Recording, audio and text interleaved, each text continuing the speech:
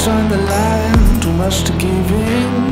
If you think it's over, then let's start it again. The planets align, the stars burn bright, the sun goes down, we keep going all night. Don't back down, the moment is now. Don't miss out, we're never turning around. The night is young, we're out and free. If you can, try to catch me if you can. Catch me if you can. We're renegades.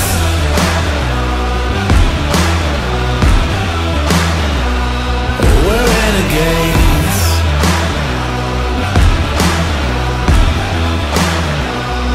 We're renegades. They'll never see us 'cause we're moving the night. We're always ready if they put up a fight. Outrun, outclimb, we'll outshine. You will run and think it's worth it to try. So listen up, I'm calling your bluff, calling your bluff.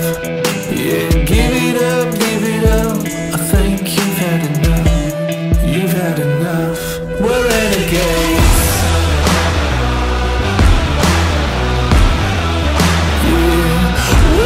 Yeah,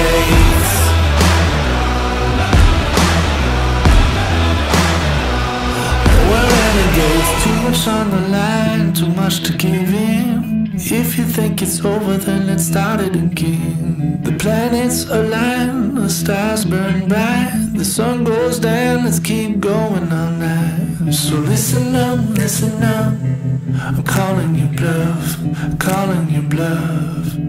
Yeah, give it up, think you've had enough, you've had enough. We're renegades.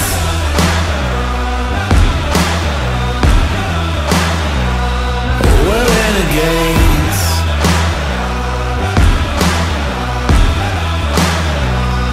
We're renegades.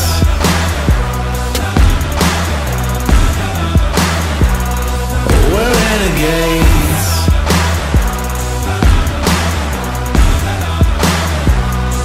We're renegades.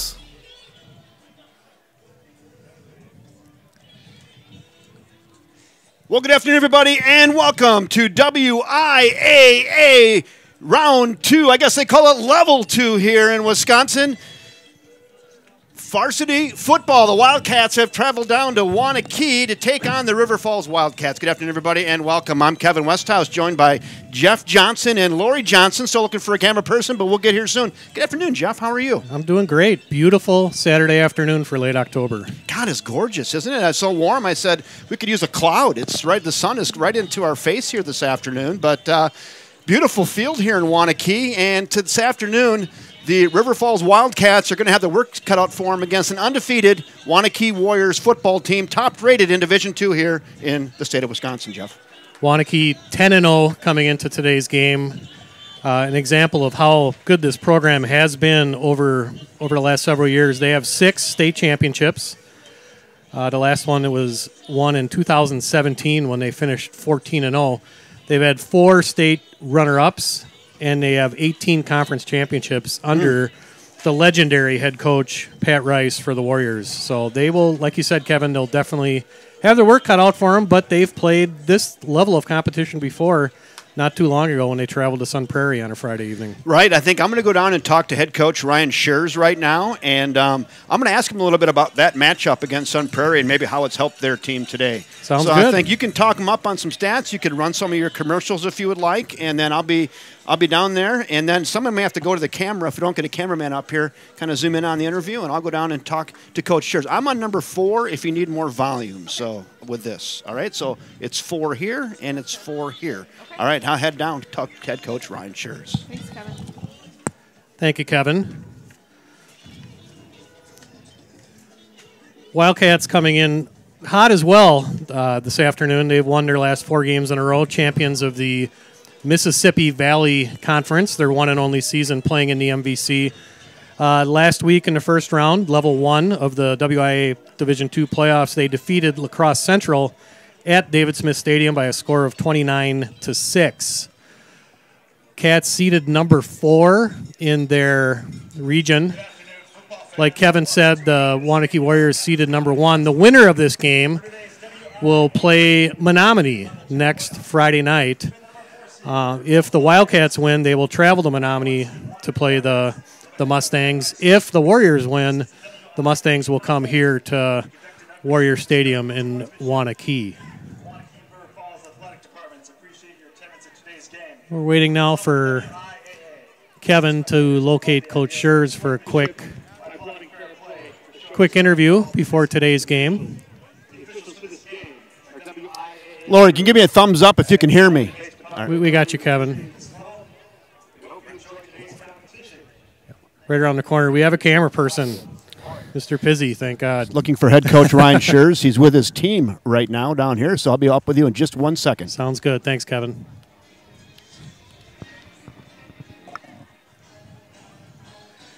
Big sports day in River Falls today. This morning was the Big Rivers Conference Girls Swim Meet. This afternoon, the WIAA Division I State Cross Country Meet, which Quinn Andrews participated in. And right now, the sectional final soccer game is being held in Pulaski. The Wildcats currently lead Pulaski 2-1 in the first half. We'll try to keep you updated on the various scores. Tonight in Chippewa Falls, all right, we're getting head coach Ryan Schurz coming up here. Hey, Coach Schurz, good afternoon. Thanks for taking a minute to join us here. Boy, what a beautiful afternoon for football. Yeah, it's perfect. Your shoes look great, too. Like those shoes, a little old school. Hey, you've been down this part of the state once before this year, you know, and not really knowing what that game would mean. It was a throw-in game. But you have, looking back on that, that has to have some meaning, that game, to today. Talk to us a little bit about that. It was one of the main reasons that we took the game is we knew that we would be playing a team like this in the playoffs. And it certainly helps to have played a team like Sun Prairie when you're, you know, in a battle with a team like this. So, yeah, there's no doubt about it. I mean, you gave that Sun Prairie a real good run today. This team's 10-0, but I'm sure that helped the confidence of your team. Pretty good swagger on the bus ride down. The kids are ready. I mean, this is what we've been preparing for 11, 12, 13 weeks. So we're ready. So talk to me about Michael Sherman's ankle. Is he going to be good to go today? Yeah, his ankle's fine. Yeah. How about Wilson in the middle?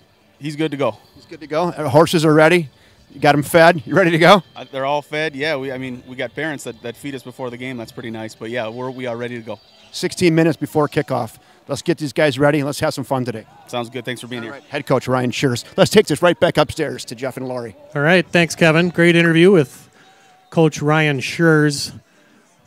First year as head coach for the Wildcats, and he's done just a fantastic job. 7-3 record overall. Like Kevin said, they've not shied away from playing good teams. They took that long trip down to Sun Prairie. It was a 1-point game halfway through the fourth quarter. Played them very tough. And we expect a similar level of opponent here this afternoon here at Warrior Stadium in Waunakee. What I was mentioning right before the interview, the other event that involves Wildcat teams today is the sectional final girls volleyball game in Chippewa Falls, where the Wildcats will take on the Chippewa Falls Cardinals tonight at 7 p.m.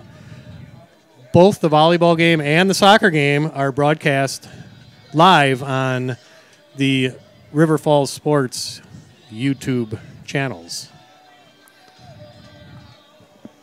We have Jeff Pizzi over on the camera. He volunteered to help us out, so thank you to him. Thank you, Mr. Pizzi. So we have somebody on the camera. Yes. We do. I don't know if Kevin, if you need to give him a tutorial. Or I kind of did. Did you? Okay. All right. I think we just go. Right? I'll go over and talk to him one time just for my own edification. Just so he knows zooming in and out and stuff. Yeah, and, I'll talk to him. Okay, Yeah. cool. Sounds good. We'll go through some other statistics. The quarterback for the Warriors is number 8, Quentin Keene. He's had a great season, as you might guess, for a team that's 10-0. He's thrown 19 touchdown passes, only 1 interception, 1,759 yards total. And keep in mind, he's in the vast majority of these games, he's just played during the first half. As like we said earlier, the Warriors have running clocked several of the teams that they've played. Keene, not afraid to run the ball. He's got 155 yards rushing this season as well. His main targets, Andrew Keller, number 86, senior tight end. He's got 30 receptions for 614 yards, and he is headed to Iowa State to play college football. So keep an eye on number 86, Andrew Keller. He's 6'6", tight end, so he'll be a big target for. They have some horses, don't they? Yes, they do. They have, just watching them warm up. They have some big kids. There's no doubt about it, but shouldn't be anything that the Wildcats have not seen this year. Good interview, Kevin, too, with Coach. Yeah, I like it. He seems loose. He seems loose. He said the team is ready. You know, it is interesting that we talked about the Sun Prairie game, and I think that week when we announced we're playing Sun Prairie, a lot of us from River Falls went, "Why?" Right? I mean, but he's a big picture thinker.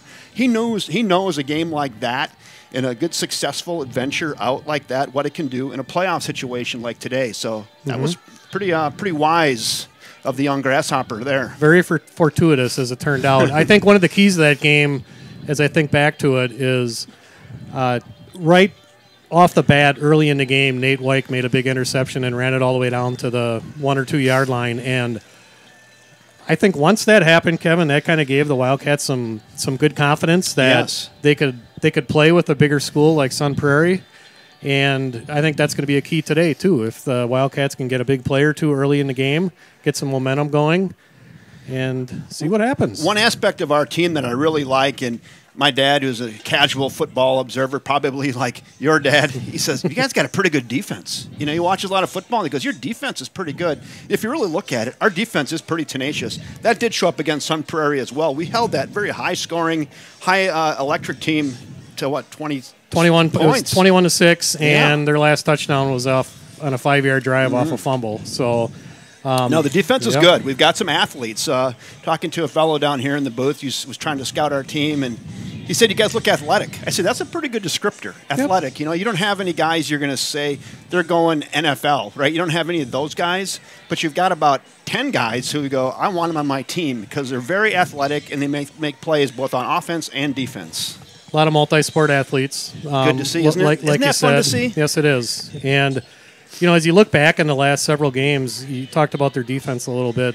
You know, other than the Onalaska game, when I thought Onalaska did a pretty good job moving the ball against the Wildcats, defensively, they've been outstanding, especially last Friday night against La Crosse Central, who has put up a lot of points this season as well. To hold them to 6 was just a great effort by the Wildcat defense. Right. So talk to me about who's in the booth again next door on the camera?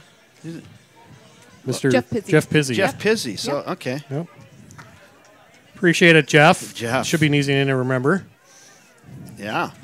Speaking of that, do we have Wildcat trivia today? I've got one in the book. And I got one in do? the. I have one. I have it's kind of self-serving one, but I do have one. If you don't have one, because we got to play for a Luigi's Pizza at halftime, right? You think we would have done that during our 3.5-hour car ride, but we didn't quite get to that, Kevin. Well, I had a bunch of other things on my mind, but I do have one, and it's right. You know, it's fun. It's not too deep or anything, but it's fun. How about that? All right. Did you already?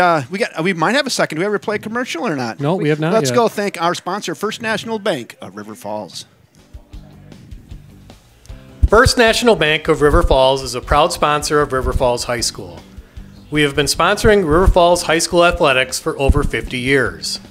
We are proud to support area students, student athletes, and educators within the schools. Together, we are building a better community, one child at a time. Thank you, First National Bank of River Falls. Jeff Johnson, Etel, down there at the First National Bank. They're up on the hill in Prescott. They're downtown River Falls and on the campus of the University of Wisconsin, River Falls. First National Bank of River Falls sponsoring everything Wildcat Sport right here on the River Falls Sports YouTube channel. We'll try to find a better actor for the next First National Bank commercial, Kevin. That was pretty good. We'll That was do, pretty we'll good. Do, we'll do better. Did they call you One Take Jeff or not? Oh yeah, absolutely. Yep, one take. We had 5 minutes in the gym, so we had to work quick that day. Yeah, and I'm sure Athletic Director Crail says, "I'm not going to let you in here, but I'll give you 5 minutes. Go." That's exactly what he said. Yep. It's a beautiful stadium, Kevin. Oh man, gorgeous stadium again. So it kind of wets the River Falls Wildcats parents' whistle. They come down here and they play in that stadium in Sun Prairie. You come down to Waunakee in the stadium here, and you go, what could be? It's really nice. What could be in River Falls? I was talking to some people from the Waunakee booth over there, and they also have a practice field beyond that wall. There are two of them, Yeah, looks like. that it's also turf. They have another turf Oh, field. beyond the wall. Yeah. Okay. This looks like a minor league baseball stadium complex. Look at the green grass and the stadiums and the fields and the fencing. Look at this. Look at the baseball field over here. Multi-million dollars here. This is nice. Really nice job down here in Waunakee. Beautiful. Big crowd from River Falls making it. They're, as you watch the game, you'll see them across on the other side of the field. Yes. Hank DeWild's on. He says River Falls should be used to be playing these big schools, usually in the Big Rivers Conference, so no sweat, he says. No sweat. Halftime from Pulaski. River Falls leads Pulaski 2-1 in the sectional final soccer game. That's outstanding, too. Yeah, Wildcats number 2 seed. Trying to pull off an upset, I guess we would call that. Love it. Yeah. We can go by through and thank all the rest of our sponsors, too. Let's start with First National Bank of River Falls.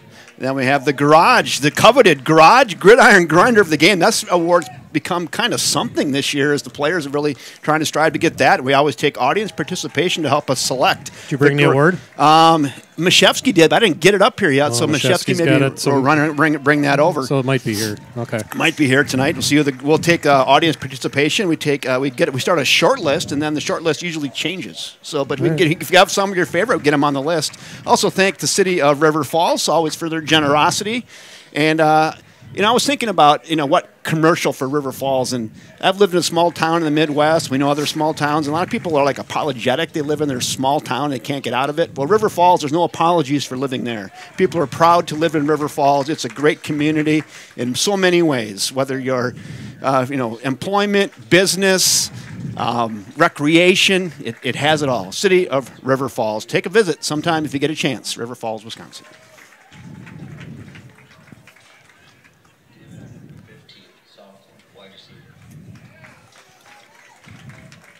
There's a shot right there. You can see the River Falls contingent across the field there. On a sun-drenched afternoon from Waunakee, Wisconsin, just north of Madison. Oh, they've got them. This is like Monday Night Football. They've got the individual. They're calling out their names and where they are on the scoreboard. That's kind of neat. This is big time. Now I see. Yeah, their scoreboard is really, really, really hard to see. I can't see it. If I stuck my head out the window and put one leg out the window and held my hand, I could probably see the scoreboard. Lori's leaning. Yeah, you'll have to bear with me, too, with the clock because I have to really lean around, so I might be a little delayed on the clock. Well, it's better than last week. We didn't have a clock, this is really an upgrade. For a nice stadium like this, we are in a booth here, a room that fits about one person. And there's would broom closet be a pretty good descriptor? Yeah, they said, "Oh, you guys aren't here. You guys are down there." And we have our cameraman Jeff Pizzi. He's next door, and he can't hear us. You're right. Yeah. So, hi Jeff over there. Hello. I wonder if there's a way. Can we get him a headset? If I had an extra 10 minutes, I might have one somewhere, but I don't know if I do or not. So maybe at halftime, if I get a minute, I'll look. Or during the anthem or something. Right. Yeah. Now, it would have to. It's that long thing, and I have to find the adapters and all that. It might be in the other camera bag potentially. We'll talk loud. We'll talk loudly. He's got it playing, but I know there's a delay. Yeah. On the broadcast a little bit. Yeah. So. He's doing a good job. Yeah. 5 minutes to go here. Theron Dreyer says, I wonder what their wrestling room looks like. I don't know about that. They got a better one than River Falls High School has. I know that. Oh, there you go, right? That would be none. Well, their athletic facilities, from what I can see in my first venture down here, it's pretty good.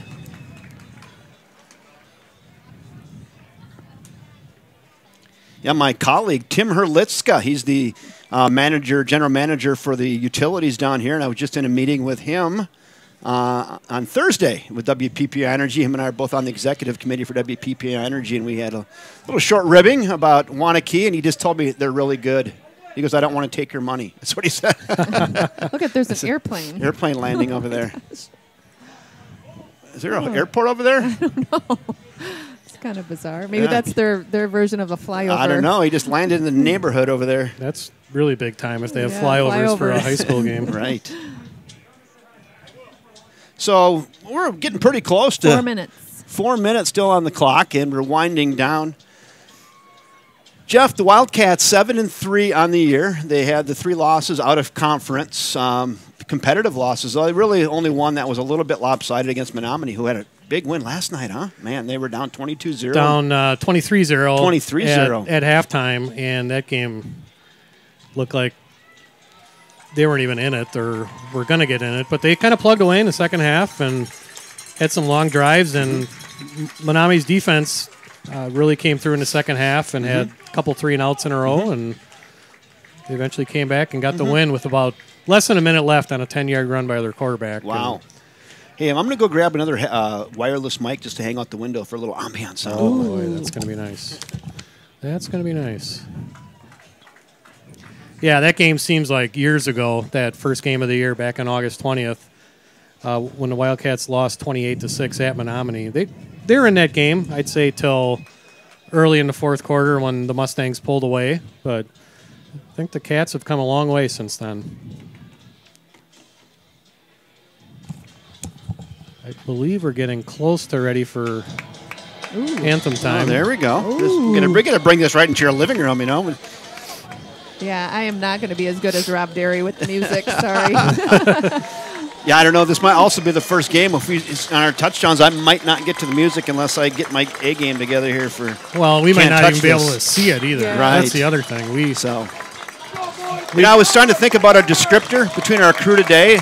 This is all NASCAR racing, whether it was the Experience +1 or it's the Jeff and Lori Kevin show. It's all NASCAR racing. This is called restrictor plate racing. Yes. And there's there's no, it's like old school racing, right? Yep. With no restrictor plates. So Yep, it's all exactly. NASCAR. Just this is restrictor plate racing today. That's the Waunakee crowd right there. So if you hear the vast majority of cheering you're going to hear is from the Waunakee section as they come out onto the field. It's high school football, but it's level 2. I got some goosebumps right now. I'm all excited. Jacked up myself on a half a can of Mountain Dew. Last time the Cats were in level 2 was back in 2018 when they lost that close game to Pulaski, I believe. Yeah, and they faced that quarterback who was, 6'6", about 260, and he ran for 240 yards. Yeah, he basically had all of their offense. Yes. Like we said, the winner will face the Mustangs next weekend, either in Menominee if the Wildcats win, or right here in Waunakee if the Warriors win. Now we're just moments away from the National Anthem. Please rise, move your hats, join us in the singing the National Anthem. Singing today. Just want to make sure.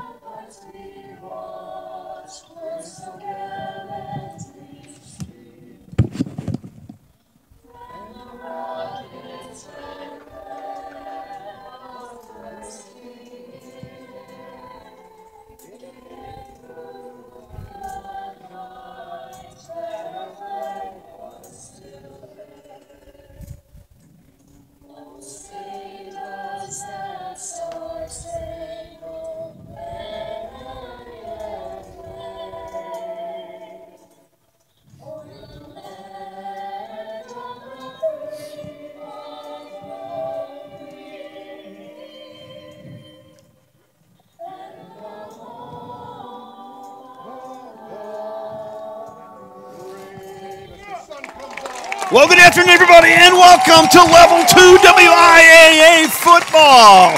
Today, the River Falls Wildcats have traveled south on I-94 to Waunakee, Wisconsin, to take on the undefeated Waunakee Warriors. Good afternoon, everybody, and welcome. I'm Kevin Westhouse, joined by Jeff Johnson, Lori Johnson, and Jeff Pizzi. Get on the camera this afternoon. Hey, Jeff, how are you? doing fantastic. No place I'd rather be right now than here at Warrior Stadium. Man, this is Wildcat football. So you and I are going to have to do a little jostling up here. We're in a broom closet, and I'm leaning, you're leaning, Lori's crouched. And I'm going to usually go into my haunches a couple times a game. I might stay in my haunches all game. So I will have to say I might, just because I have to. Anything between the 30s, we got a really good view of. Yeah. But beyond that, it's a little dicey. Looking out for the Warriors, number 80, Aiden Driscoll. Jeff Mickle is on. Joanne's on. Lana's on. Love it. Glad to have everybody along. Legion of loyal listeners here this afternoon for Level 2 football. I think the Badgers are probably just winding up. Did they get the win on that or not? Last I checked, Badgers were up 20-6. That's good. Well, then all you're going to do is you're going to go. That's going to end, and then you're going to flip on this game and see some more unbelievable football. Actually, 27-7 right now. Wisconsin. I like that. You can turn that off and then just go ahead and put this on the big screen. You get it off your phone and go ahead and put it on the wall mount. And let's go. Wildcats will receive the football. Jordan Karras back deep along with Tyler Hayden. Hayden and Karras.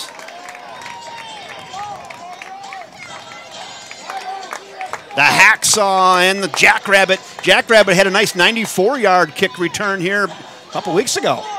Yeah, see, that was last weekend. Last week, yeah, it all blends together. That was a game, they were behind 6-0 on a touchdown. It felt like the momentum was all to La Crosse Central. And Karras, busts one to the outside and uses his speed, 94 yards. It was a thing of beauty.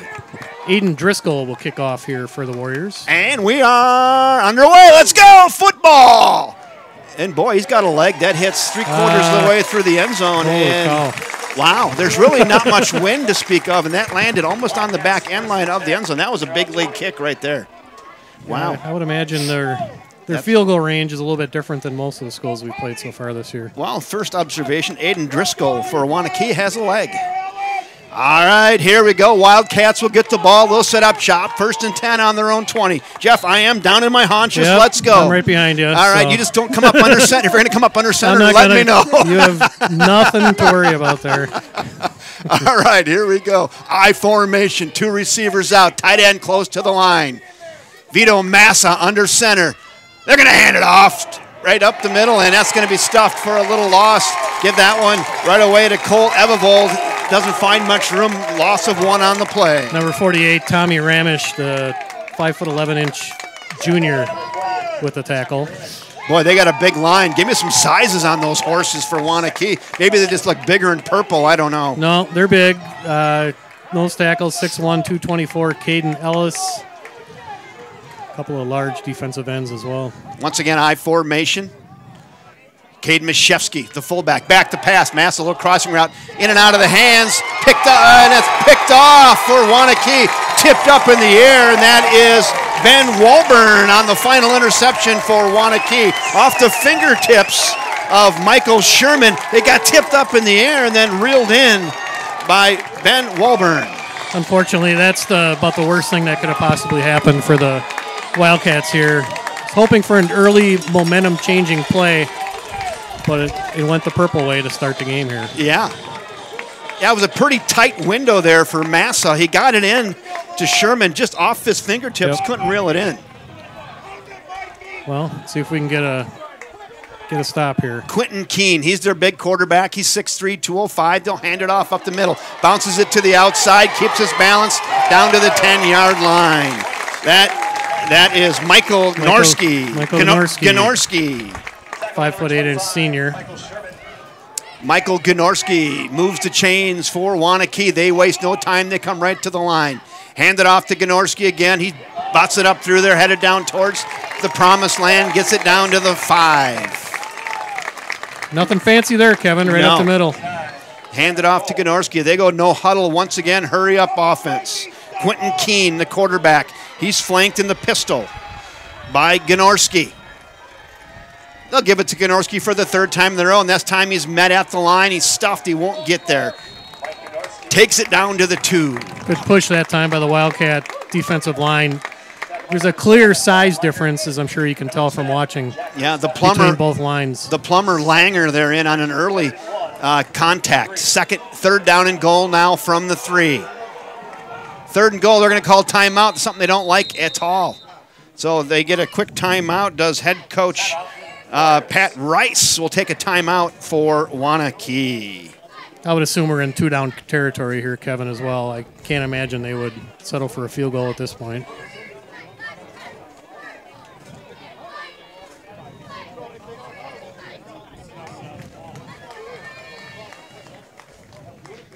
As we mentioned, the Warriors have a long history of winning here in Waunakee. 6-time state champions, 4-time state runner-ups, 18-time Badger Conference champions. Quite a program Pat Rice runs here in Waunakee. Yeah. They like their football, I think.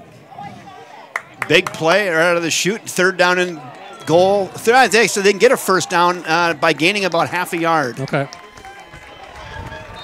I don't know if they're going to get any fancier than it's going to be Keene to Gnorski. Let's see. Keene, pistol formation, handed to Gnorski. He's got first down yardage, headed towards the end zone. Doesn't get the end zone, but he does get a Waunakee Warrior first down. Tyler Hayden in on the tackle there for the Wildcats. Goal from the 1. Tackle by number 16, Jacob Ginn. Along with Jacob Ginn. Ginn on the tackle. First down and goal now for Waunakee. Quentin Keene, nothing, same formation, pistol. Keeper, and he'll walk it in. They fake it to Gnorski, and Quentin Keene walks that one in for an early Waunakee Warrior score. They go up 6-0 with about, I don't know how much time is left, about 10 minutes left, about. Yep, 10 minutes or so. Nothing fancy that time by the Warriors. Working the short field, had about a little bit over a 20-yard drive, and punched it in. Aiden Driscoll in for the extra point. Driscoll on for the point after. Aiden Driscoll for the point after. The hold is down, the kick is up, and it is banged through. That would have been good from 46. It's good. And the Waunakee Warriors go up 7-0 here in the early going after an early turnover by the River Falls Wildcats. They're good, Kevin. There's no doubt about that. We knew that going in. And the short field is just what the doctor ordered for Waunakee. Yeah, playing against good teams like this, it kind of goes without saying you really have to minimize the number of mistakes that you make. Wildcats obviously can't afford to lose the turnover battle, and so far they are 1-0.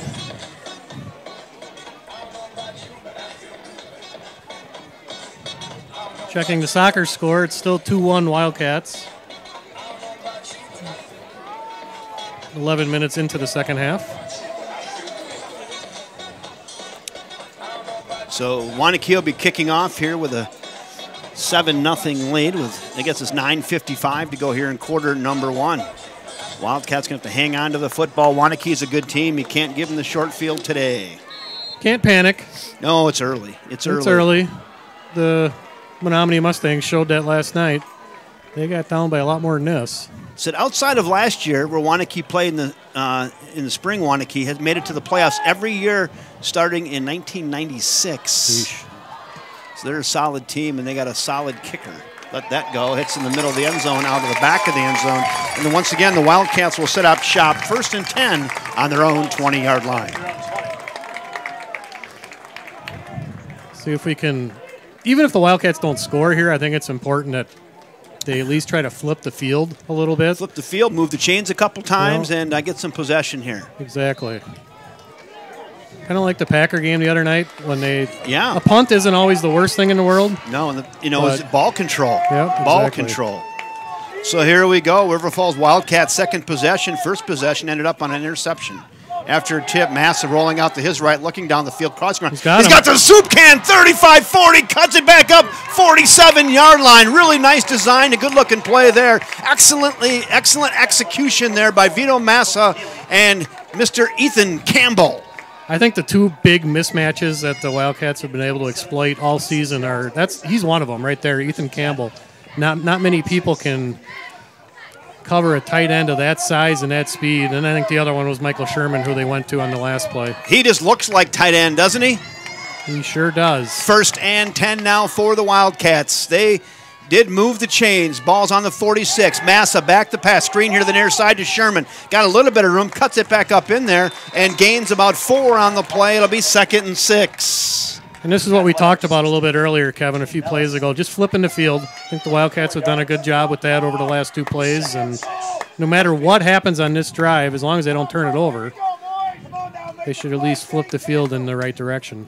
2nd down and 6. Ball, nose of the ball, rest on the 50-yard line. Nice first two good-looking plays here to start the second drive for River Falls. Let's see if they can get the ball down the field and get one on the board here. Massa under center, hand it off. Evavold hit at the line of scrimmage. That's going to be for no gain. Good early penetration. I think that was Connor Carroll on the early penetration, number 9 for Waunakee. Yes, it was. Carroll, one of the defensive linemen, brings up a 3rd and 6. 3rd down and 6 for River Falls. Big early play for the Wildcats, I think. Highly likely they go to the air again. Waunakee fans on the near side imploring their Warriors. Handoff again. Nice catch. Hey, there is Gavin Cole. We haven't seen him run the rock for a while. They were saving him, and nice 6-yard gain by Gavin Cole. Unexpected. Was thinking they were going to throw it there, but nice handoff to the up back, Gavin Cole. Nice fresh set of getaway sticks there. He puts them into the planet Earth and pounds his way forward for 6 yards. Not many kids play harder than Gavin Cole, and he ran hard and got a tough 6 yards for the first down. Hasn't missed a leg day in 3 years. 1st and 10. Quadzilla. Hand it off.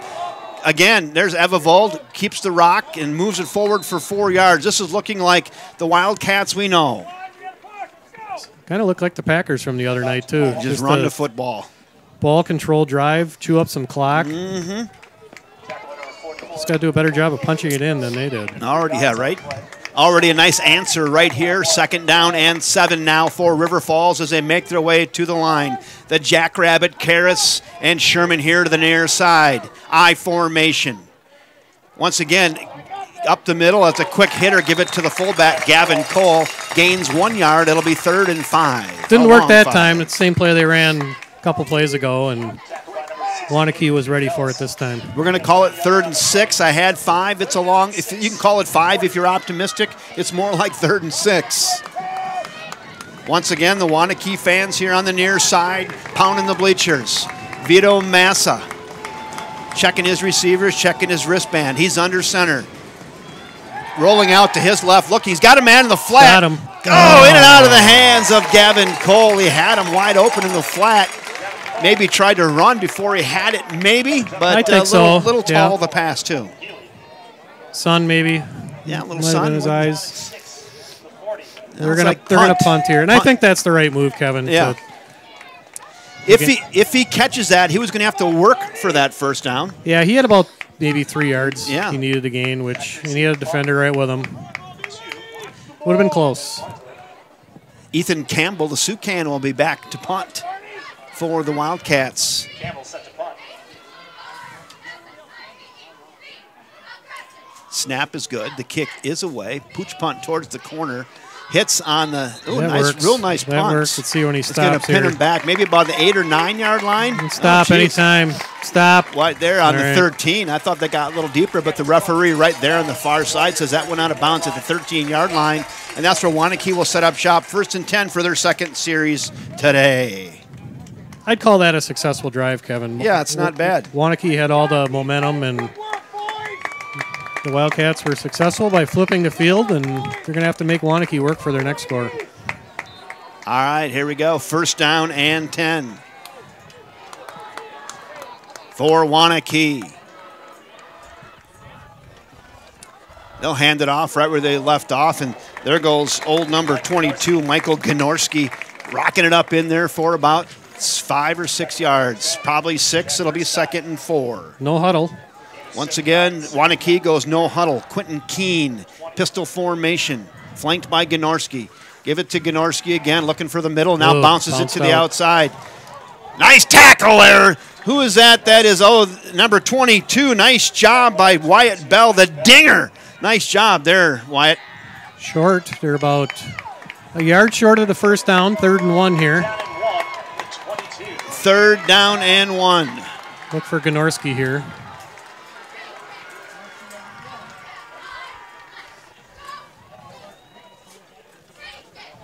Audible.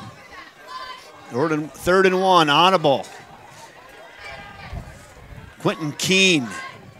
Here's Gnorski. Keep it. Gnorski finds a little bit of a seam, and he works his way ahead for about 4 yards for another Waunakee first down. Good tough runner. He finds the hole, doesn't hesitate. A little shifty as he comes through there and just bounces off a white jersey and moves it ahead for 4 yards. 1st and 10, fresh set of downs for Waunakee. Keene back to pass, looking down the field. No one's really open, going to be overthrown here on the near side. That was intended for Michael Gnorski, a little halfback split out here and trying to get down the sidelines and couldn't run by Gavin Cole, overthrown, incomplete, 2nd down. That was a little wheel route by Gnorski, and good coverage by Cole there. He was step for step with him. 2nd down and 10 now for Waunakee.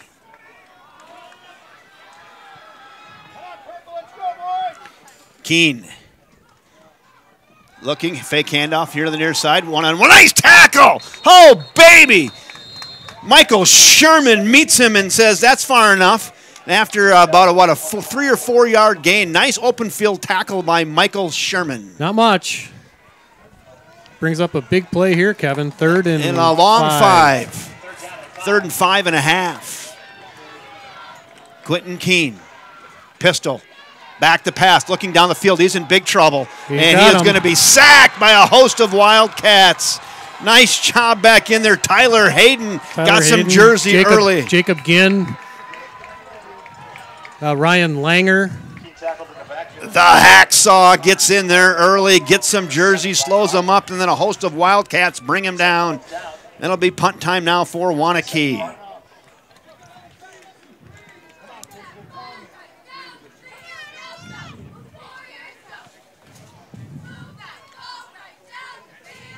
Back deep, Wyatt Bell. Spiraling kick, that's going to hit on about the 35. Gets a Waunakee bounce, and it's going to roll all the way down to the 14-yard line.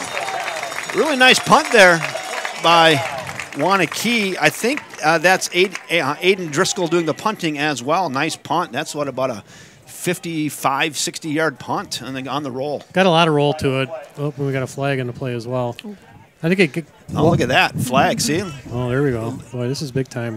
Big time production. Oh, that's a warning. That's a sideline warning. So, sideline warning. Sideline warning on River Falls. No, actually, I think that was on Waunakee. He was yelling at the Waunakee bench. So, but maybe it wasn't River Falls. I don't know. Yeah, it was. The referee was on that sideline. So. Okay, that he could very well have been. I think that means. What did they do? You got to be 3 yards off the Yeah, field. the Wildcat bench was too close to. That'll usually garner a flag when the referee's running down that sidelines and bumps into a player. Hopefully it wasn't number 15. Stay out of the way. Pitch out, far side. That's Evovold. Evovold. Look at him go. His feet are still churning. That's a tough 3 yards for Cole Evovold. And a flag at the end of the play. On the play. Let's see what we got here. Late flag. I would assume it's on the Warriors. Let's see. For late hit, maybe? See what we got. Someone's on in here says probably holding. Face mask. There we go. Face mask on Waunakee. It got quiet. I could hear the referee's voice from here.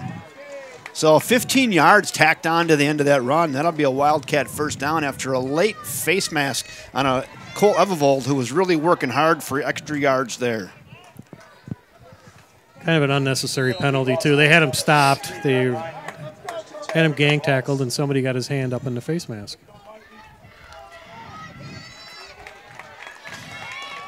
First and 10, Wildcats here. The Schwantzes are on. It's Cheryl. 1st and 10, Wildcats. Massa looking out just right. Nobody open. Now he's got a guy across the middle. Caught! Michael Sherman! Get your feet and go! 30, 25, 20, 15, drive. Touchdown! Wildcats! No flags either. Yes. 67-yard hookup. Massa to the kid, Michael Sherman. The Wildcats are on the board. It was a foot race, and the kids got some wheels and breakaway speed, and Sherman gets on the board. I tell you what, it obviously a great run by Sherman, but one heck of a pass by Massa. He stuck that right window, in there. That window was not very big. It was a tight window, and then really nice job by Sherman getting his hands up, catching it away from his body, and then just tucking it in and going. And boy, they have just absolutely found a kick or two in Alec Ross, haven't they? I think he's missed like one this year. I think he missed one on a low kick, but I don't recall him missing any others. So we're back to even here, Kevin. Hey, so maybe make a note of that for later, but that's a big 67-yard strike. Massa to Sherman here midway through quarter number 1. How much time we got here, Lori? 3:24? 3:24. Yep. That was exciting, wasn't it? Yes, it was. Speed. When we talked about that in the pregame, I mean, again, not a lot of flashy Wildcat players, but you have some athletes on the team, and we saw some athleticism right there. He's one of them. Obviously a big-time basketball player and baseball player, and he's got some wheels, as he showed everybody right there. Wildcats really with two big play guys on offense, Sherman and Ethan Campbell, and both of them have had some big plays already this afternoon. No, I did ask head coach Ryan Shears about the condition of Michael Sherman's ankle. I guess we just answered that. Yeah, I think he's fine. I think he's good. I think he's good. Yeah, he got stepped on last week, and one of those that could snap it like a chicken bone. But he played through the injury last week, and now it looks like it's fine. That's the momentum-changing play we needed, Kevin. 7-7 midway through quarter number 1. You're the underdog, so the goal is hang around, right? Hang around, hang around. You don't hear as much from the crowd here in Waunakee. Low squib kick.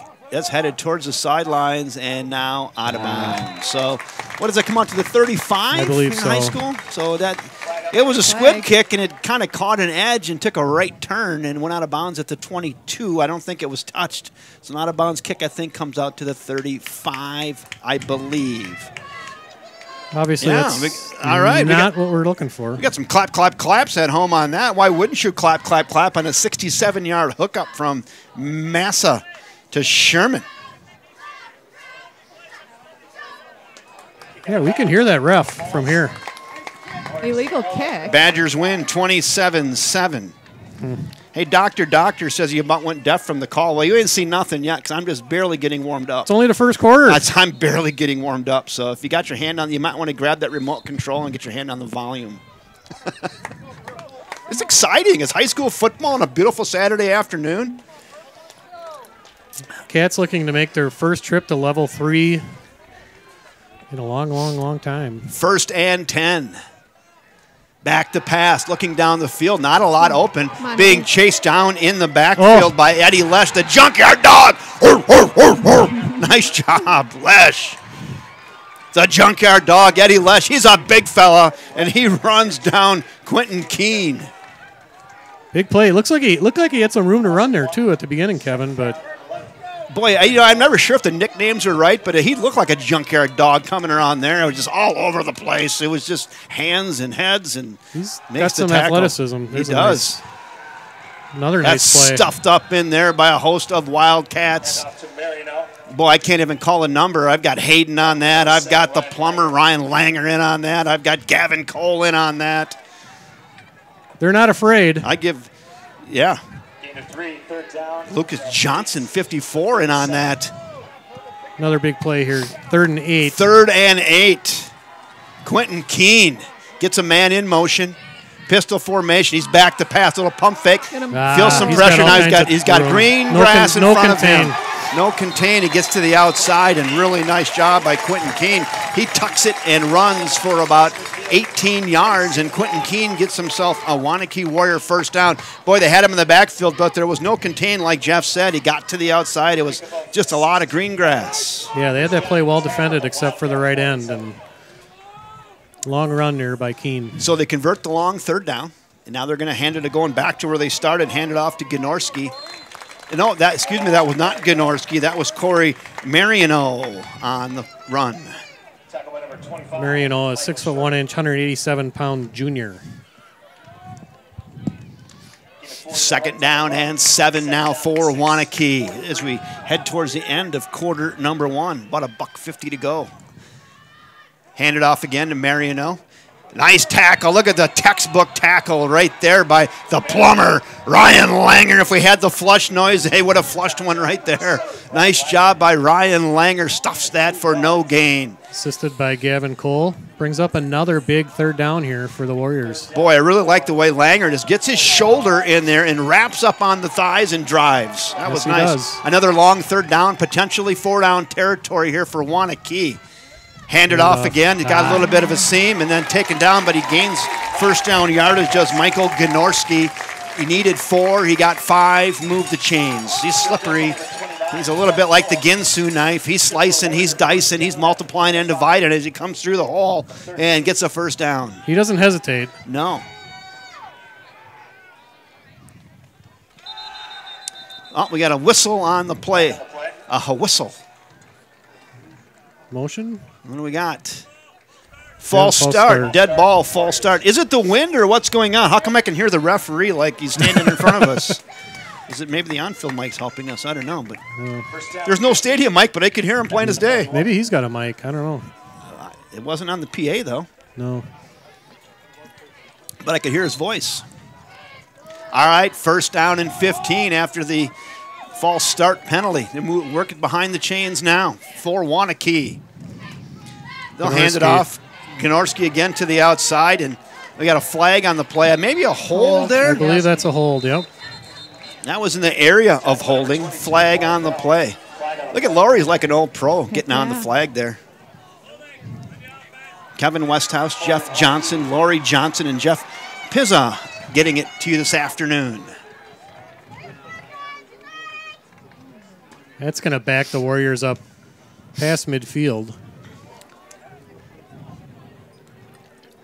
Yeah, this is no neutral broadcast. Someone says Homer call. Well, yeah. Well, yeah. I believe there's a Waunakee network too, so you can turn that channel on if you don't like it. I didn't drive 3 hours to be neutral.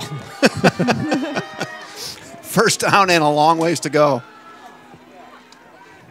Roll out Gnorski again, looking for a seam, and then another nice open field tackle. That's the dinger. Wyatt Bell rings the bell there. But after about a 7-yard gain, it'll be second down and what, 21? 20? 21. 20. Yeah, 21-ish. Yeah. Second and 21. Keene. Pistol back to pass, looking. He's seeing some pressure. Oh, that's another hold, no call. Then he falls down.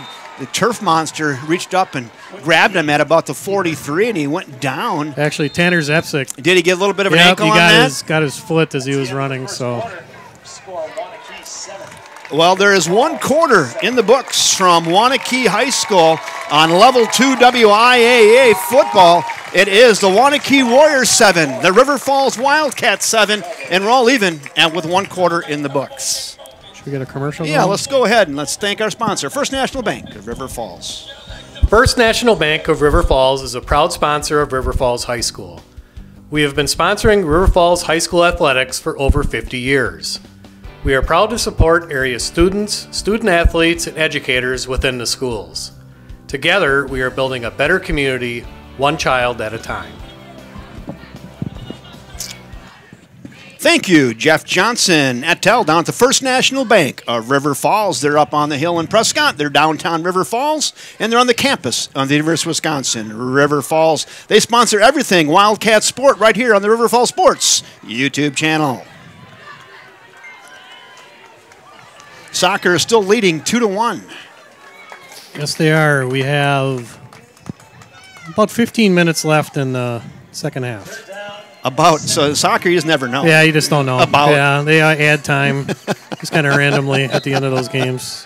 All right, here we go. Third down and very long. What do we got, about 16? 17. Something like that? 17. Waunakee back to pass looking. Steps up in the pocket, throws on the field. He's got a man, and it's caught. And that's going to go for an early second quarter Waunakee score with a 43-yard hookup. And that was down to Peter James, who got in behind the defender. And that ball was an absolute dime by Quentin Keene. Hit him right in stride and took it in. It was a nice throw. He had a couple of steps on the defender, and Keene put it right where he had to. 47 yards. You want to mark that down? 47 yards. That was Keene to Peter James for 47-yard hookup.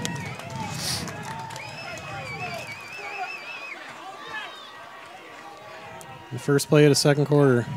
Up and good. Yeah, I didn't see who was defending on that, Jeff. I don't know if you got a look over there. That was Nate Wyke.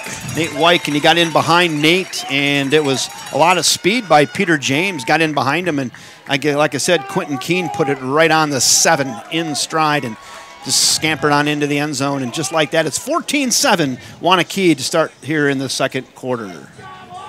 Not an easy throw to make either. There's a little bit of wind here this afternoon, as you can see. 503 viewers. Yeah, that's good. Is that what we're...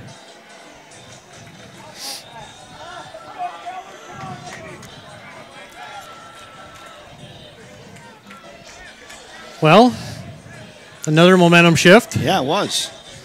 Yeah, the sun is in and out this afternoon, so sometimes your picture is going to be lighter, sometimes it's going to be a little bit darker, but yeah, the sun is in and out behind the clouds.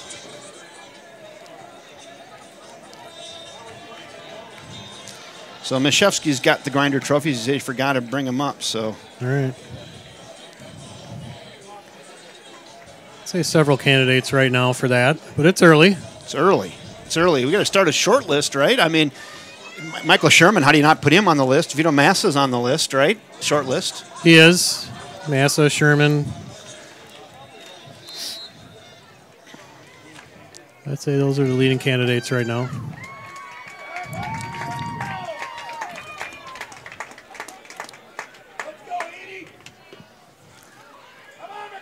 Well, let's see if the Wildcats can answer. Another nice kickoff. That one's headed into the end zone. It'll be a touchback, and the Wildcats will bring that out to the 20-yard line. The Warriors got a kicker, don't they? They have got a guy that is going to probably play beyond high school, I would guess, with a leg like that. I would assume so. Aiden Driscoll, the senior. Haven't seen many guys like that this year. Well, so far the Wildcats, they've been most successful throwing the ball against the Warrior defense. Let's see if they continue that trend here. 1st and 10 for River Falls, now down by 7 here just early in quarter number 2. The early turnover that Waunakee turned into 7, and then the long pass. Sprint played to the right here. Nice job once again by Jordan Karras to Jackrabbit, gets it to the edge and gains about 5 or 6 on the play. Little jet sweep right. One thing I've noticed, Kevin, is that the Waunakee safeties have really been inching closer and closer to the line on each play, which should open things up for plays like we just had with Michael Sherman the last possession. Yeah, that was actually an 8-yard gain. It'll be 2nd and 2. The Jackrabbit, Jordan Karras, he's got some wheels. Once again, I formation. Handed off on a little bit of a delayed handoff. Nice spin move, way to keep your balance. Nice job once again right there by Cole Evevold. He moves it ahead for about 3 yards. Little yak on that for 3 yards. First down, move the chains, Wildcats. Good hard run there by Cole Evevold. Good hard run. He didn't have a lot of room to run there, Kevin, but that was all Cole Evevold right there. 1st and 10. Plays getting shuffled in from the Wildcats sideline.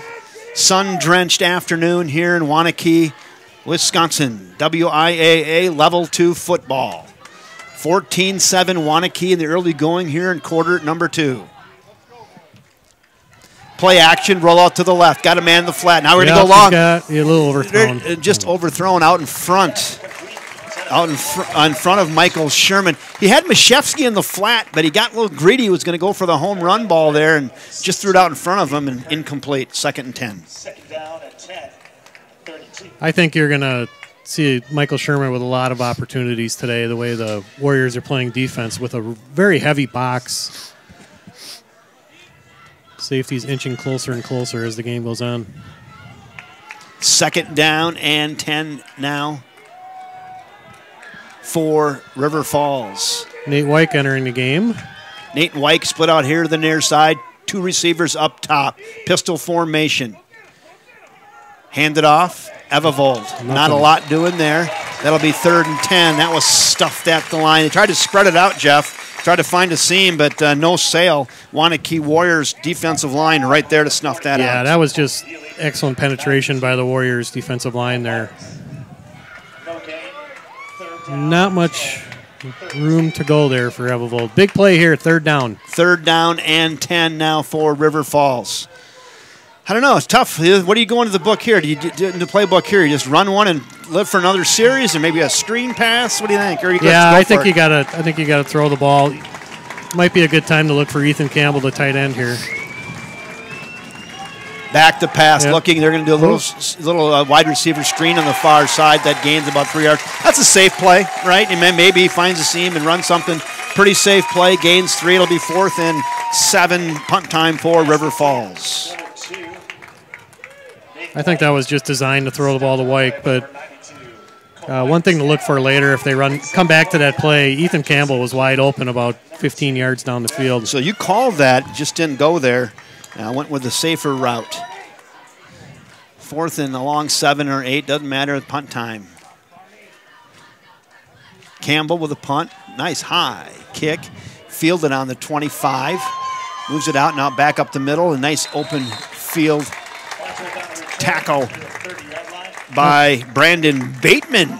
Brandon Bateman makes a lot of special teams tackles, I've known, especially over the last few weeks. So the nose of the ball will be on the 30, and that's where Waunakee will set up shop. 1st and 10 here for their 2nd series in quarter number 2. They're up 14-7 with just over 9 minutes to go here till the half. Soccer still at 2-1. 8 minutes and maybe some more. Yeah, then we got volleyball on the YouTube later today as well. The Experience will be bringing you that. I think that's tonight at 7, I believe. 7 o'clock from Chippewa Falls. I think so. 1st and 10. Back to pass, looking down the field, going for the home run ball on the far side.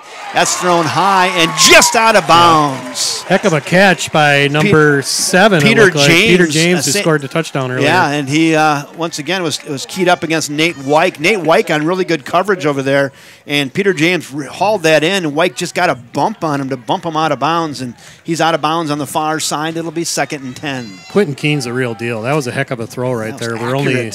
Only one person could have caught it. That was accurate. Now we got a sprint to the far side. Michael Gnorski. And nice tackles over there on the far side after a gain of about 4 or 5. We'll give him 5. It'll be 3rd and 5. Gnorski on the kind of the sprint right. 3rd and 5. No huddles now for Waunakee. Wildcats have been able to get the Warriors to 3rd down numerous times. They just haven't been able to shut the door on several occasions. Here we go again. Keene back to pass, looking down the field, feeling a little bit of pressure. Steps up, and there we go. I think a surprise is tight end on that.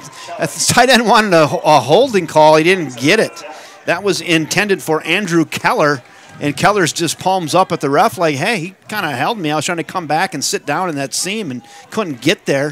Hit him in the kneecap, falls down incomplete. Punt time now for Waunakee. Andrew Keller, that's Keene's leading target, heading to Iowa State next year on a football scholarship. He was offered by several schools. He's got the size, I tell you that. Yep, he looks like a tight end. 6'6", 205. That's a big dude. Good defensive possession there by the Cats, getting off the field. High snap. Kick is away. Nice high spiraling kick. And that's going to get a Waunakee bounce and head on down towards the 15-yard line. It'll settle in on the 15.5. And once again, a really nice kick. And Aiden Driscoll's their kicker. He does kickoffs and he does extra points, and he's also their punter, and they're really a big integral part of their special teams team. I can see it right here, and he's good. He's good. The Wildcat punt team there was playing it safe and not rushing the punter. If they would have had somebody rush, they might have been able to potentially get a block with that high snap. All right, here we go. Wildcats make their way to the field here. This is where it down gets by 7. A little tough to see over here, Kevin. Yeah, I'm gonna get down again for you here. 2nd down and, first and 10 Wildcats. Nothing fancy. Hand it off right up the middle. Finds a little bit of a seam. Look at him work. We're going to head for about 11 yards. Nice run right there by Cole Evervold. The Candyman for 11 yards. Move it forward. 1st and 10. Fresh set of downs. That's like the Cole Evervold we know. He runs low. He gets in behind his big blockers, keeps his balance, and keeps moving forward. Gain of 11. Good job protecting the ball that time, too. Give it to Evervold again. Back up in the middle. That one not quite as successful after a gain of only 2. Fool me once, shame on me. Fool me twice, shame on something like that. Shame on you, shame on me. You know what I'm talking about. They weren't fooled. 2nd and 8. Again, it would be good on this possession if they don't score, just to get a few first downs, get the ball towards midfield at least a little bit, and flip it again. 2nd down and 8 now for River Falls. They're down by 7. Nice football game thus far. Both teams kind of moving the football, mixed in with a couple big plays for each team. 1 turnover thus far. Karras on this jet sweep, far side. If he gets to the edge, he's got some room. He's got first down yardage over there. The jackrabbit, Jordan Karras. We just know his speed, and there was a lot of green grass there. It was going to be a race to the sidelines, right? And if he gets to the sidelines, he can really get up the field. But he gets a first down for River Falls. Obviously, Waunakee has some athletes too, but we got one right there as well. Now they're saying move the chains. Yep, that was a first down. Yeah. Yep. The guy in the back's got it planted in the ground. He didn't get the memo. Now they're moving the chains. 1st and 10. Yeah, that wasn't particularly close. 1st and 10. Nope, roll out. He's in trouble. Look out behind you. Got to throw it down the field. Kind of intended for the soup can, but wisely throws it away. Does Vito Massa. A little drag route run there by Campbell. He was on the other side of the field and just kind of did a little drag route to the right. And unfortunately, Massa had a little bit of pressure on him, which made it tough for him to set his feet and make that throw. Campbell had a step on him, I thought. Yeah, he did. And just good pressure, though, by Waunakee as well. And I could tell you right now, Vito Massa was hearing breathing coming down his neck. Yes, he was. All right, 2nd and 10 after the incompletion. It's Cole's bookended, and now Gavin Cole's going to shift out to the left. Karras in motion. Cole Evervold hucks it up in there. After a little pitch play, gains about 3. It's going to leave some serious meat on the bone here at 3rd and about 8. Nice tackle that time by number 92, Cole Myers. He's been in on a lot of plays already this afternoon. 3rd and 8, nose of the ball now rests on the Wildcat 40. A little over 6 minutes to go here till the half. See if they can dial one up here, Jeff. 2 receivers split out here to the near side. Nate Wyke and Jordan Karras, the speedsters. Back to pass looking. Got a man caught over there. Nice job, Michael Sherman. Great timing on that route on the far side. Sherman runs that 15-yard pattern, a stop route, and a really nice job by Massa putting it right between the 2 and the 5. It was like, there it is, first down. Really nice throw that time by Vito, but if they're going to, like I mentioned earlier, if they're going to continue to cover Michael Sherman with just one person and not shade a safety over it, that's what they're going to risk, those types of things happening. There was a lot of, not only was that a good catch, it was a great route, it was great timing, and then it was just a great finished throw. Pistol formation again, 3 receivers out. Massa back to pass, stepping up in the pocket. He's going to go for a rainbow down the middle and just overthrown. One-on-one, Michael Sherman down there near the goal line. And gosh, good arm. He threw that 50 yards in the air and just outshot Michael Sherman. Under duress as well. He took a pretty good shot at the end of the play by Caden Ellis, number 68. Yeah, he stepped up into that and got rocked. 2nd and 10 now for River Falls. Not an easy thing to do, make a throw like that when you have a big guy chasing you down. 2nd and 10. want to thank Jeff Pizzi. He did the camera work for us today. He says, you want to show me how to run this thing? And we gave him the quick 60-second tutorial. We got him signed off on it. So he's over there doing the best he can. So thank you, Jeff Pizzi, over there on the camera. He's doing a great job. He is. Timeout on the field. Well, we're under 6 minutes. Cats are still in this. No doubt about that. No doubt about it. 14-7, and they're moving the football 2nd and 10. Little recap summary. So the first possession, the Wildcats got the football on the opening kickoff, and it was a pass here to the near side to Sherman. It was off his fingertips. The ball was tipped around by, I think, 3 purple jerseys, and they finally intercepted it. Then about 5 plays later, they ran one in. I think it was, it was a keeper by Quentin Keene who ran it in from like the 3-yard line, and that was an early score. Wildcats answered with a 67-yard hookup from Jordan Karras out to Michael Sherman. And then Waunakee had a big hookup between Quentin Keene and Peter James for about 60 yards-ish, something like that. I have some news for you, Kevin. The River Falls Wildcats soccer team is going to the state tournament. Oh, my gosh. Outstanding. They win clap, in Pulaski 2-1. Clap, clap, clap on that. Yeah, the Shermanator. That's a good run. Really nice run up there, right near first down yardage goes Cole Evevold, the workhorse this season. I think they're going to mark him a yard short. It's going to be 3rd and 1. I would say 4-down territory here, Jeff. Right here, absolutely, inside the 40-yard line. You got 2 plays to dial up a yard. If you're a Packer fan or a Badger fan, you've got no faith. No. None. Speaking of the Badgers, they win today 27-7 over the number 9th ranked Iowa Hawkeyes. Defense came to play for the Badgers today. All right, here we go. 3rd down and a yard. Handed off up the middle. 1st down yardage by Evevold. He's got what he needs, and the pile moves a rugby. That's a tough 3 yards. Cole Evevold, tougher than a $2 steak. Ooh, that's a good one. You don't break that one out very often. No. The Mountain Dew one you do a couple times a game, but not that one. We got to save some of, it's like an onside kick or a fake punt. Yeah. You got to save some of the material for playoffs. Oh yeah, that's a good one. Tougher than a $2 steak. All right, 1st and 10. Back to pass, play action, looking down the field. Got a man. Oh, the Mashevsky, the muscle. The muscle got in behind the defenders, and Vito Mass is mad at himself, I think. He led him by about 2 yards too much. He had him in the seam, and if he catches that, I think he goes to the house. That's a touchdown. Yeah, I don't think there's any doubt about that. Great protection by the Wildcat offensive line there. They did a really good job. Vito was able to set his feet and make a throw, and he just overthrew him. Good play action. It really froze the line and the linebackers. Then you get the muscle Mashevsky in behind the safety, and, boy, I thought we had one there. 2nd down and 10. They weren't expecting it. That was the Coles bookended. Cole Evevold and Gavin Cole. Give it to Cole Evevold. Hooks it up in there for 5. 3rd and 5 for the Wildcats. Good 2nd down run there.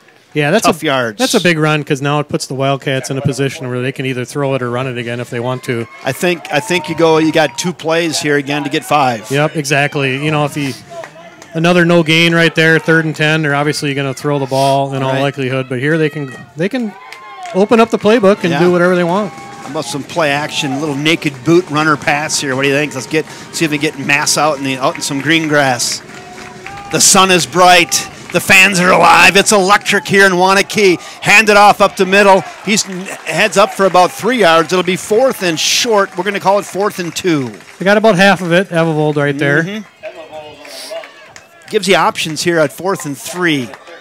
I thought he had a little bit more than that, but they're going to mark him 3 yards short. 4th and 3, and the Wildcats are going for it here at 4th and 3. That's going to bring the Waunakee Warriors fans alive here on the near side. This is a pretty big play here in the early going in the football contest. Let's bring this right into your living room. Here we go, 4th down and 3. Wildcats maybe take a timeout here, and they're going to think about this one. They're going to run the clock down till... And they'll take a timeout right now, and they do. Yep, so the Wildcats take, I think, their 2nd timeout of the half, and they get the timeout. Smart move by Coach Schurz, I think, running that clock down as much as he can to limit the amount of time Waunakee will get on their next possession. Right. This is about clock management, moving the chains.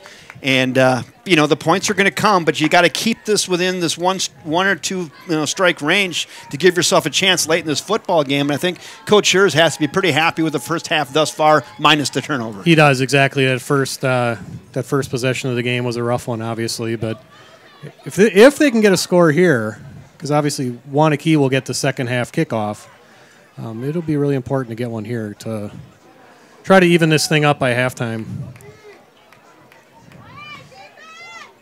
Our stream is interesting today. It's a little bit jerkier. It's usually more smooth, but I'm using a brand new computer, and there might be a setting that I forgot to check. So the stream is good. It's just not quite as smooth. It's missing some packets of information along the way. So is it? Okay. It's not terrible, but it's not that 4K we're used to. But we're getting to see the game. Here we go, 4th and 3. Waunakee fans on their feet on the near side, imploring their defense. Wildcat fans on their feet on the far side. 4th and 3, big game. Play action, back to pass, looking soup can down the middle. He's got it, touchdown, Wildcats! Ethan Campbell, Jeff, the soup can, Ethan Campbell, good, right there. Oh, baby, what a pass and catch. Tip ball up in the air, and Ethan Campbell reels that in. 33 yards from Massa to Campbell. Wildcats are looking to tie it up right here. Oh, baby, clap, clap, clap. Put your hands together for that. That was exciting right there. Slightly underthrown, too. That was almost a 50-50 ball, and Ethan just took it away from him. He got it tipped up in the air, and then he gathered it in. The holds down, the kick is up, and it is banged through, and Alec Ross bangs it through, and with 3 minutes to go here till the half, we're all knotted at 14, and the Wildcats have come out swinging. No running clock the second half this time, Waunakee fans, so we'll something they're not used to. You look at some of the scores that they put up this year, gaudy. I mean, the 56-3 type stuff. They've had over 50 the last 4 games, so great job by the Wildcats. A lot of teams would have folded after that first play of the game when. Yeah, we got some claps interception and claps coming in there. Yeah. Why wouldn't you? Wow, what a play. What a play. All Ethan Campbell right there. Oh, that was funny. You guys had to really whoa. Right. It was hard to see. Yeah. Hey, Jeff, I was kind of relying on Kevin there. Yeah, I kind of saw the ball tipped. If I go out the window, Jeff, I need you to grab a belt loop or something. If I go down, it's about all the way down there is about 26 feet to the floor. That might be it for me anyway. I'm worried about you guys. Yeah. Well, that was fun. Massa to Campbell. That was about 33 yards. Back to even against the #1 ranked Waunakee Warriors. It's a low, squibbly That's kick. more like it, I think, what they wanted. Although he'll still get out close to the 35. Yeah. Then you go, and then you say to yourself, just kick it out of bounds. Yeah. Safer. Someone yells out the 256 drill. Yeah, they're just under 3 minutes to go here till the half. Sun is in and out on, I'm going to call it a sun-drenched Saturday afternoon in Waunakee, Wisconsin. And if you've just fell on this one on the interweb, you've tuned into a dandy. It's 14-14 as we're headed towards halftime. But Waunakee is going to want to put some more points on the board here. Quentin Keene, pistol formation. They're going to hand it off to their big horse right there, Michael Gnorski, who bangs it ahead for 3 yards. Good trip up that time by number 52, Tanner Zepsic. The zipper. Oh, they called it Eddie Lesh, I'm sorry. The junkyard dog. My bad. Thought it was 57. So I don't know if that last touchdown pass helps our gridiron grinder list or not. Vito Massa, I think, is up there though. He's throwing the ball well. The soup can's up there now too. He's up there. He's on the list. Gnorski bounces it to the outside. I think he's got. They're going to mark him about half a yard short. I think if I look at that official on the far side. Oh, now the official Oh, on the he near just- side said that's a just- first down. Just go ahead and move it, even though it's not a first down. Wow. Yeah, the official on the far side, he was walking in about 2 feet short of the first down. The guy here on this near side said, "No, move the chains." All right. 1st and 10, fresh set of downs for Waunakee. Hand it off. Oh, nice hit, and you can hear the pads popping up in here. That was Gavin Cole in there. Ryan Langer. Ryan Langer and Lucas Johnson popping the pads. 2nd and 10. Clock continues to run. Under 2 minutes to go here till the half now. Nose of the ball rests on their Waunakee 43-yard line. Keene. Yeah, we got a false start. There's Lucas Johnson. Lucas Johnson, a little too eager. It's okay, they're all keyed up. Offside, there falls.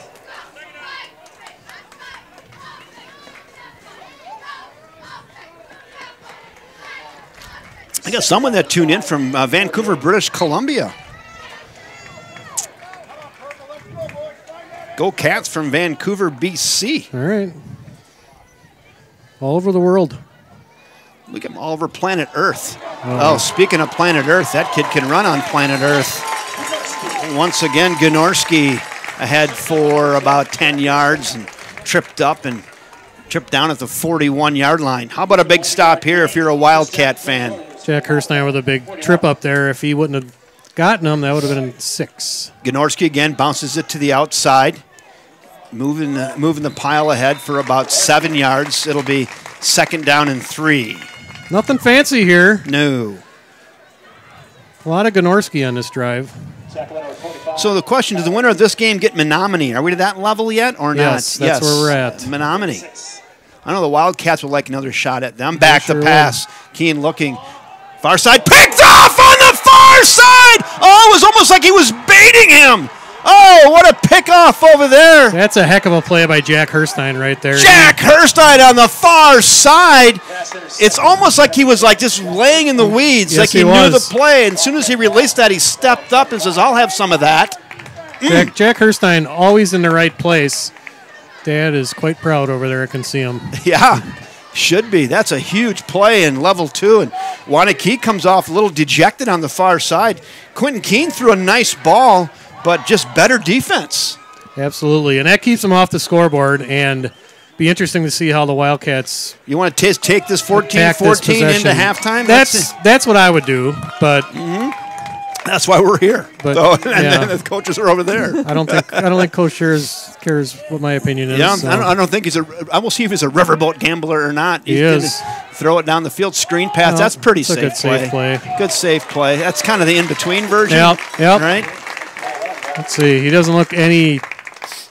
Does Waunakee have timeouts? Can you see the clock, the board, or not? Do they have timeouts or not? Yes. And they're not taking it here. 2. 2. They're not taking them. Yeah, Coach Shears doesn't look like he's in any hurry either.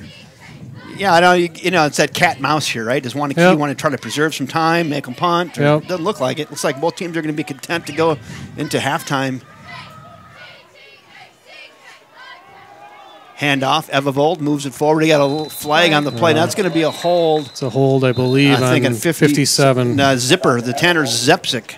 The nice tackle out there. That'll stop the clock. Yeah, that's the unfortunate part of that play is the clock 16 stops. seconds. 16 seconds. We're going to run it out, I think, anyway. Yeah. I think at this point you take a knee and hope Waunakee doesn't call timeout. Mm-hmm.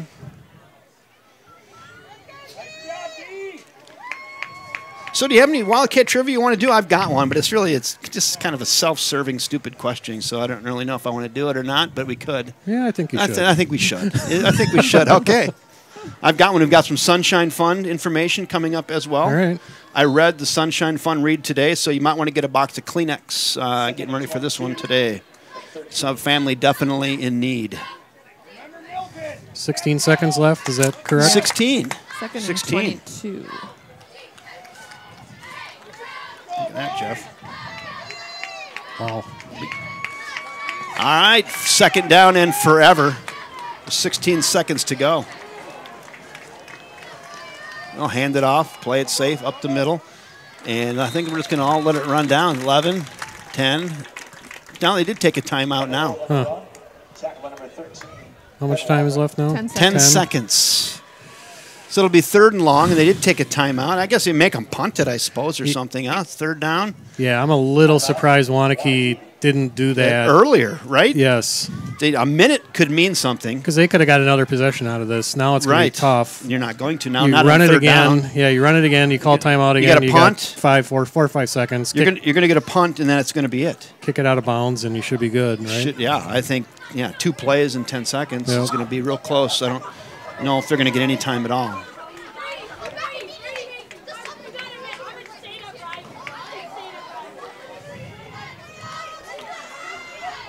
Oh, man, what a fun half.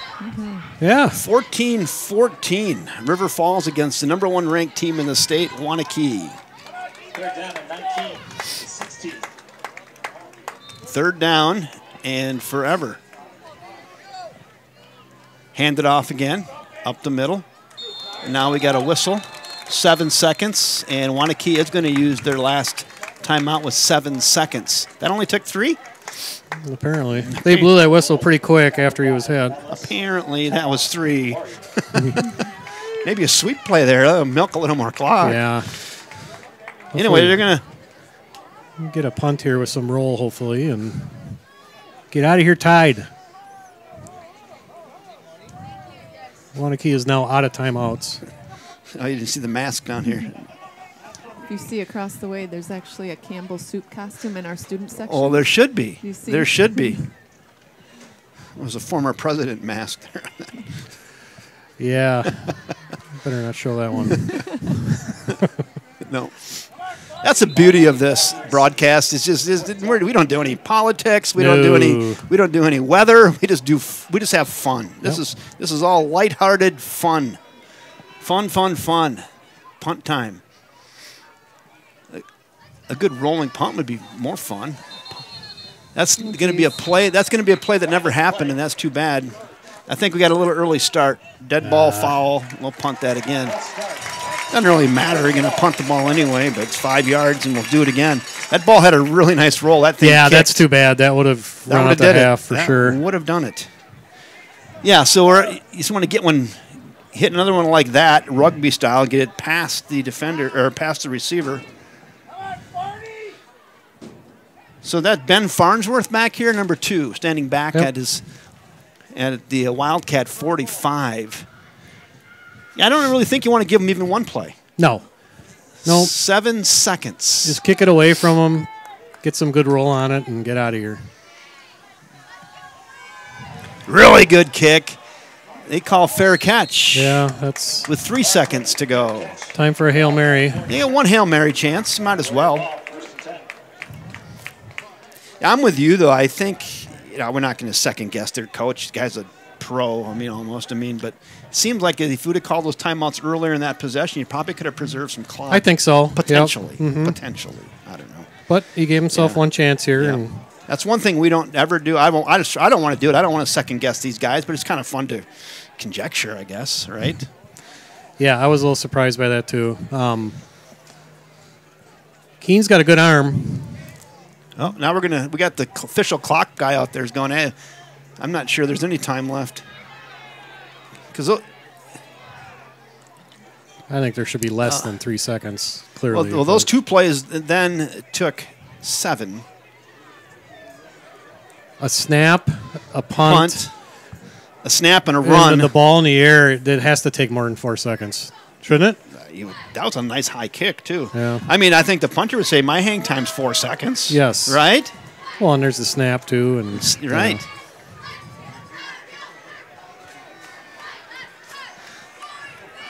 So they're going to leave 3 seconds on the clock. And now they're going to move it up. What are they doing here? Oh, they're going to try a field goal. This is a free kick field goal. So here's something you're not going to see every day. That only is allowed after a fair catch. Yes. On a punt. So here's something you don't see every day. No. So this kid's going to try to make a field goal, a 62-yard field, 63 yards. He's got the leg. He can kick it off a tee. He's got the leg for it. It's a free kick. 63-yard field goal attempt. What do we got? Timeout. River Falls. So I would say everybody get home, get a little closer to TV. You don't get to see this every day. Again, we'll explain this rule here. Something Go you ahead, see Jeff. maybe once a season. I've never seen it. Is that I've never seen this. Well, on TV I've seen it. Yep. Go ahead. At the end of a half, whether it's the end of the first half or end of a game, on a punt, if the punt is fair caught, the offensive team is allowed to put the ball on a tee and kick a unimpeded field goal attempt with no rush. And if it goes through, it counts as 3 points. This is going to be close. This would be a 63-yarder, Yep. and I'm thinking this kicker might have the leg for it. We shall see. Yeah, and that's why I wish I would have thought of that before he punted it. But that's why that fair catch was so important, because if the ball rolls, he's not allowed to do that, and then this doesn't happen. And it also shows that why we're up here in the booth and why that coach is down there. He had this thing all planned out. Yeah, I'm sure he did, and which is why he called for the fair catch with. Yes. And there was nobody near him either. I mean, he could have ran that back for a while. Right, it would have ran the half out. Yep. And also that's why that 5-yard penalty was a big deal. Yes. And because that ball was rolling at that point, and that doesn't. So well, we'll see. We'll see. He's got the leg for it, so I don't think this is 63-yard field goal attempt by Aiden Driscoll, unimpeded, free kick. Let's see it. 63-yarder. He's approaching. The kick is up. No good. No chance. Now we can run it back though, or not. You take a knee. We'll take this thing. Let's not even goof around. And all right, he had to kick it hard, but he didn't really get under it, and he kicked it low and to the left. You know, and that will do it. He's kicked the ball off 3 times today, and that was by far his worst kick. Too. The other ones may have had a shot. Well, I think if before the game, Kevin, if we would have said it'd be tied at halftime, we would have been ecstatic, right? Yes. I'm going to go in and see if I can find the answer to my Wildcat trivia here. Hold on. You don't know the answer to your own Well, question. it's because it's specific. It's specific, so.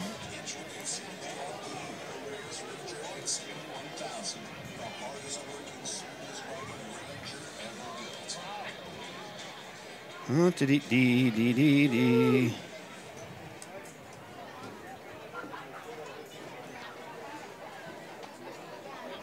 What are the chances we get any halftime stats from anybody we hear? 0? You're not good? Not good.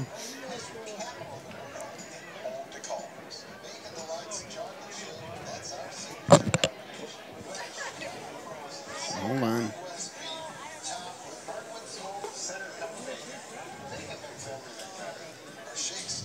Waunakee will get the ball to start the second half.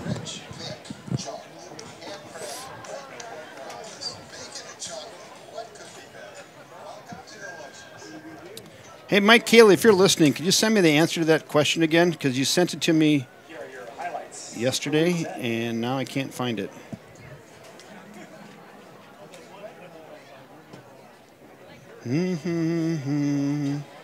Stadium scoreboard now showing highlights of the first half. This is a top-notch organization here. Well, maybe get that by the end of half if I do the Wildcat trivia at all. Now I got to go find my Sunshine Fund read. So hold on. Wildcats 2 touchdowns Go today. ahead. One Give us a was recap. 3:24 left in the first quarter. A 67-yard hookup from Vito Massa to Michael Sherman. Sherman ran about the last 40 yards of that, maybe 35. I found my Wildcat trivia answer, too. All right. And the other touchdown the Wildcats had today was on a big 4th down possession late in the second quarter. Pass from Massa to Ethan Campbell, the tight end. 14-14. Really good.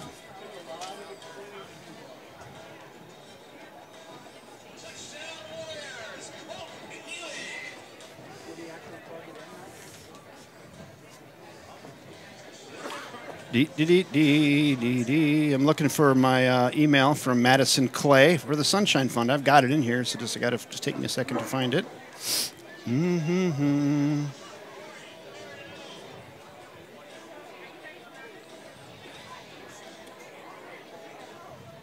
There we go.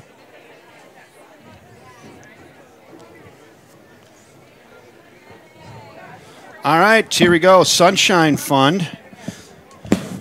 Once again, the River Falls Sunshine Fund is a student-led nonprofit organization whose goal it is to help generate funds for those in our greater community facing a multitude of hardships. I've got the web address up on the screen right now, and I want you to look at that. And that's where you can go to give to this family if your heart leads you today. So recently, a member of the River Falls community was fatally injured in a car accident. Sadly, they leave behind 3 children in the school district. The Sunshine Fund, as an organization, is looking to provide additional support for this family.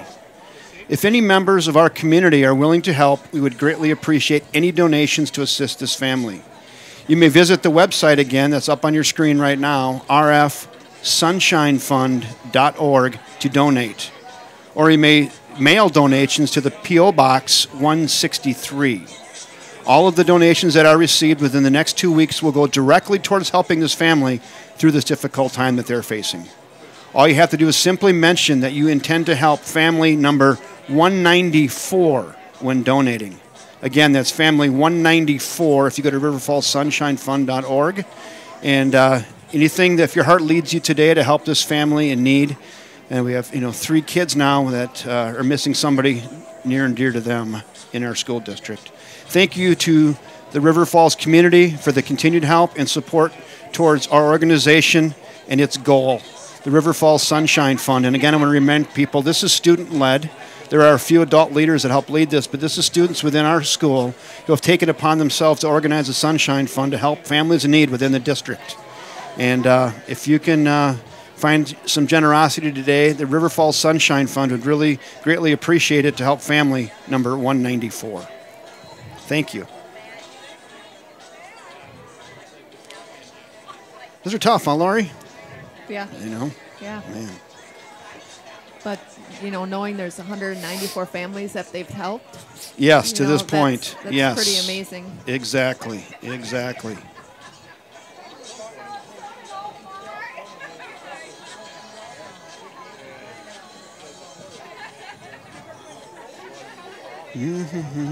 So now I'm going to try to, let me see if I can, all right, we're going to do some Wildcat trivia.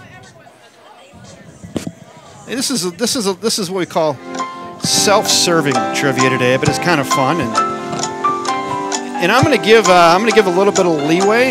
You have to be within 10. It's a number. You have to be within 10, and you can either text me or go in on the comments section to win yourself a free Luigi's pizza. Nope, I guess I forgot to put Luigi's on there today. Luigi's Pizza. Luigi's Pizza is our sponsor in downtown River Falls, and as I was setting this up, I've put all my screenshots up except for Luigi's Pizza. So I apologize to the very generous and kind folks down at Luigi's Pizza who have been our great Wildcat trivia sponsors, and if you get this right today, we'll get in touch with you and get you a coupon for a free large pizza down at Luigi's Pizza. So we broadcast 9 football games this year, Jeff, and we've had some large crowds this year. So we did an average of the number of viewers we had this year, and I need you to get within 10. But what was the average number of viewers we had on our broadcasts this year? All right, that's a good one. So there you go, Wildcat Trivia. You can get in on the comments section. You can win yourself a free Luigi's Pizza if you can get within 10. And I'll maybe even help out, get a little hotter, colder type thing going on. So, or you can text me. All right, so we put that right there. Rob Derry says 562, no. 948, no. I'll give you a first hint. It's in the thousands, and it's more than 2. I think Rob Derry should be ineligible anyway. Ineligible. I would say he would be ineligible. Joanne, no.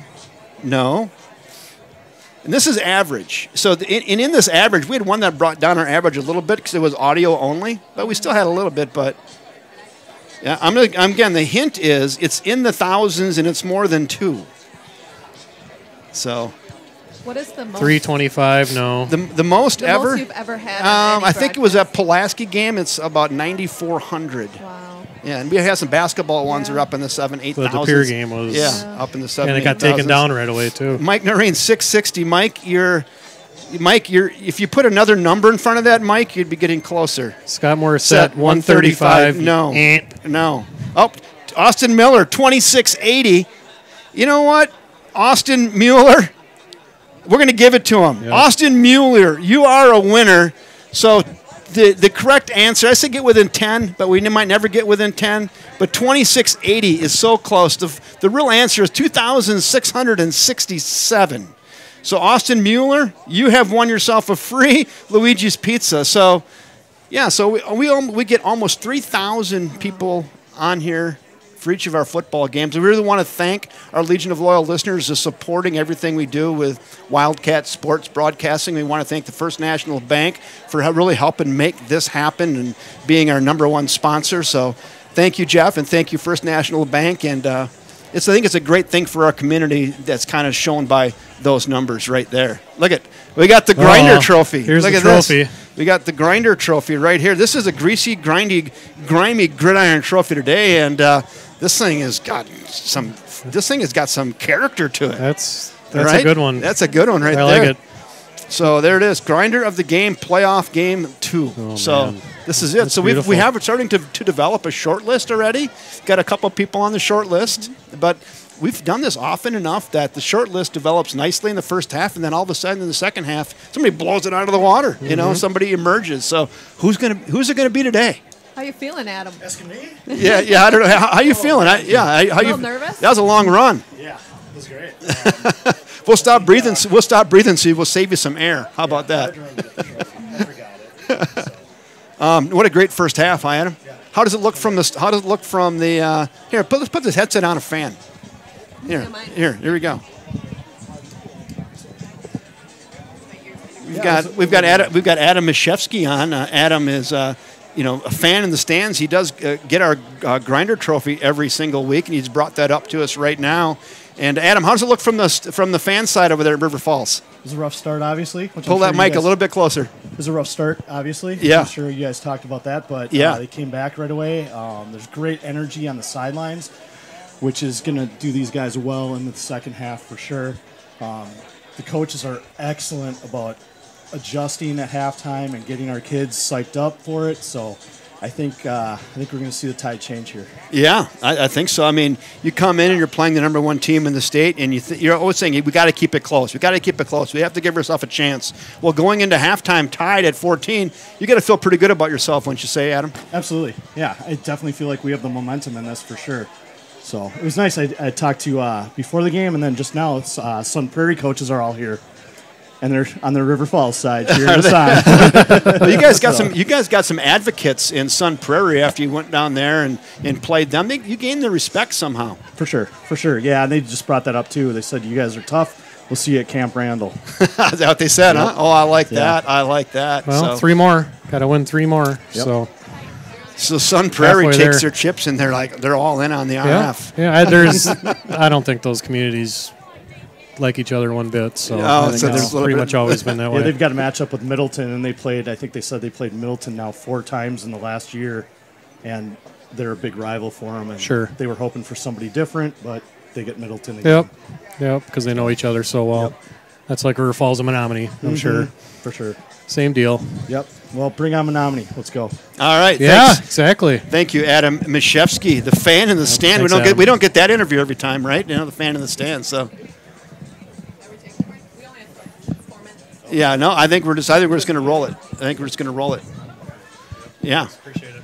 I think what we should do is we should play our 1 minute. Okay. Let's play our 1 minute commercial. All right. Go ahead.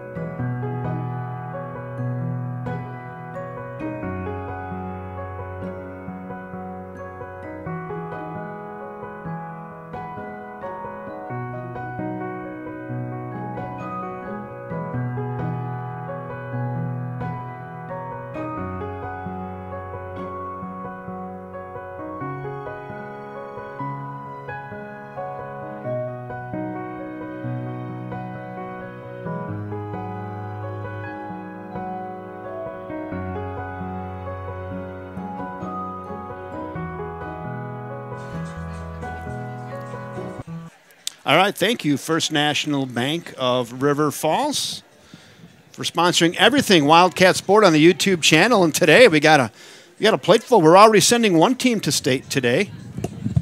Yeah, the Wildcat soccer team wins, and they're headed to state. That's exciting. And now we've got the football team who's looking to advance to level 3. And volleyball tonight at 7 o'clock, all right here on the River Falls Sports YouTube channel. We also sent a boys cross-country runner to state, Quinlan Andrews. I was just looking up to see how I found did. it. Did you? He kind of had a rough day. He's a freshman, for sure. He finished in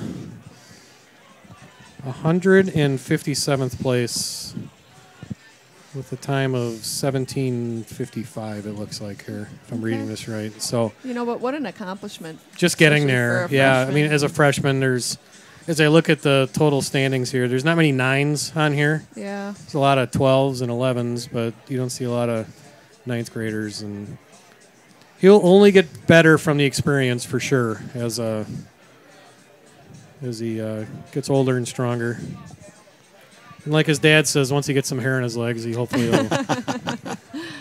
We got our Colorado folks tuned in this afternoon. I think the Junkyard Dogs got an uncle down in South Park, Colorado, and they play it at the bar down there in South Park, Colorado, and they got it on live every weekend. So nice. Welcome aboard down there in South Park, Colorado, and other fans in Colorado as well.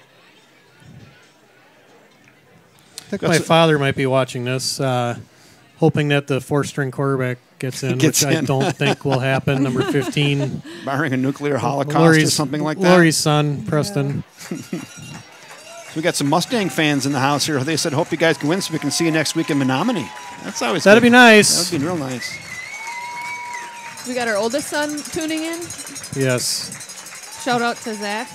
He's going to hate Zach, me for that. I'm sure he's getting ready to do his homework. Yeah. Yeah, just a little bit. Just a little. I wonder why that is. I don't know. It might be a setting.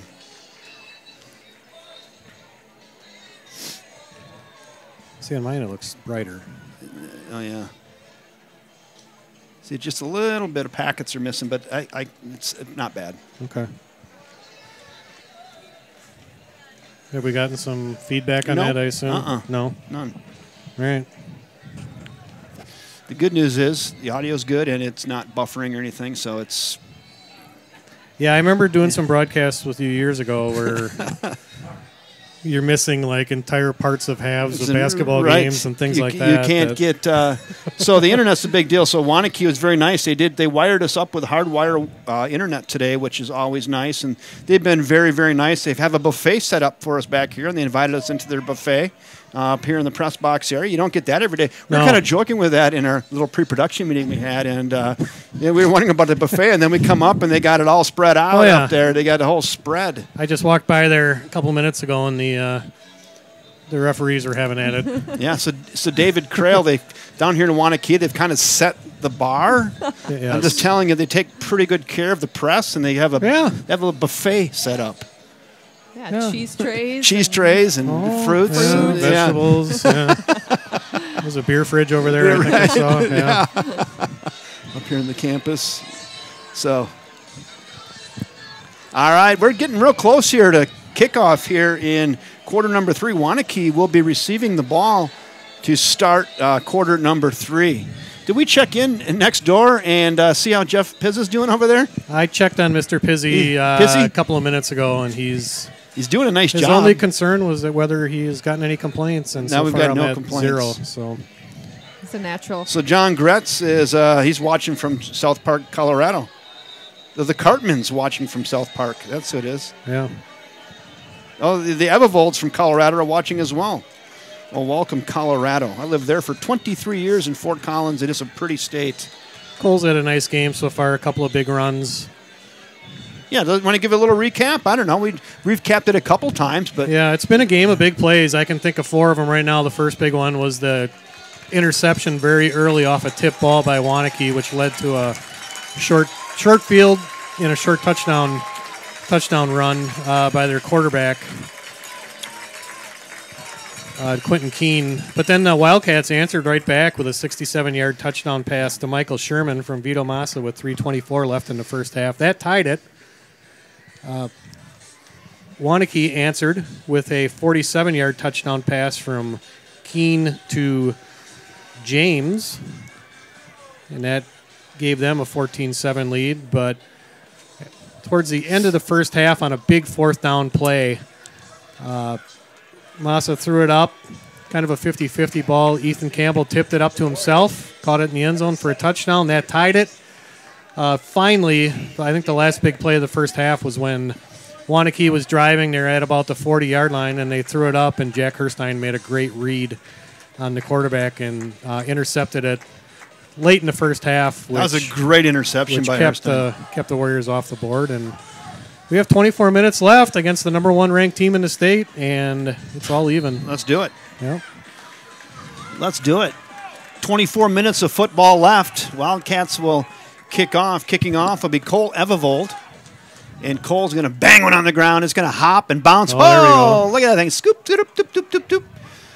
And run back up the middle, and look out. He's got room, and there he goes. That's a hold. That's a hold right there. Peter James, and there's a flag on the play. That's coming back. We had a holding on the play. Peter James, nice return. He took that about 70 yards. I didn't think the ref was going to. There's a hold on the play on the 42. That was an obvious one. I didn't think the ref was going to see it.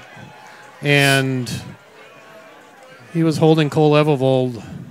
That's still going to give Waunakee really good field position, but it's going to negate the, what about the 30, 65, 70-yard return? Yes, and that'll push him back to about the 45? The 42, 43-yard line. There's a flag on the 50 as well.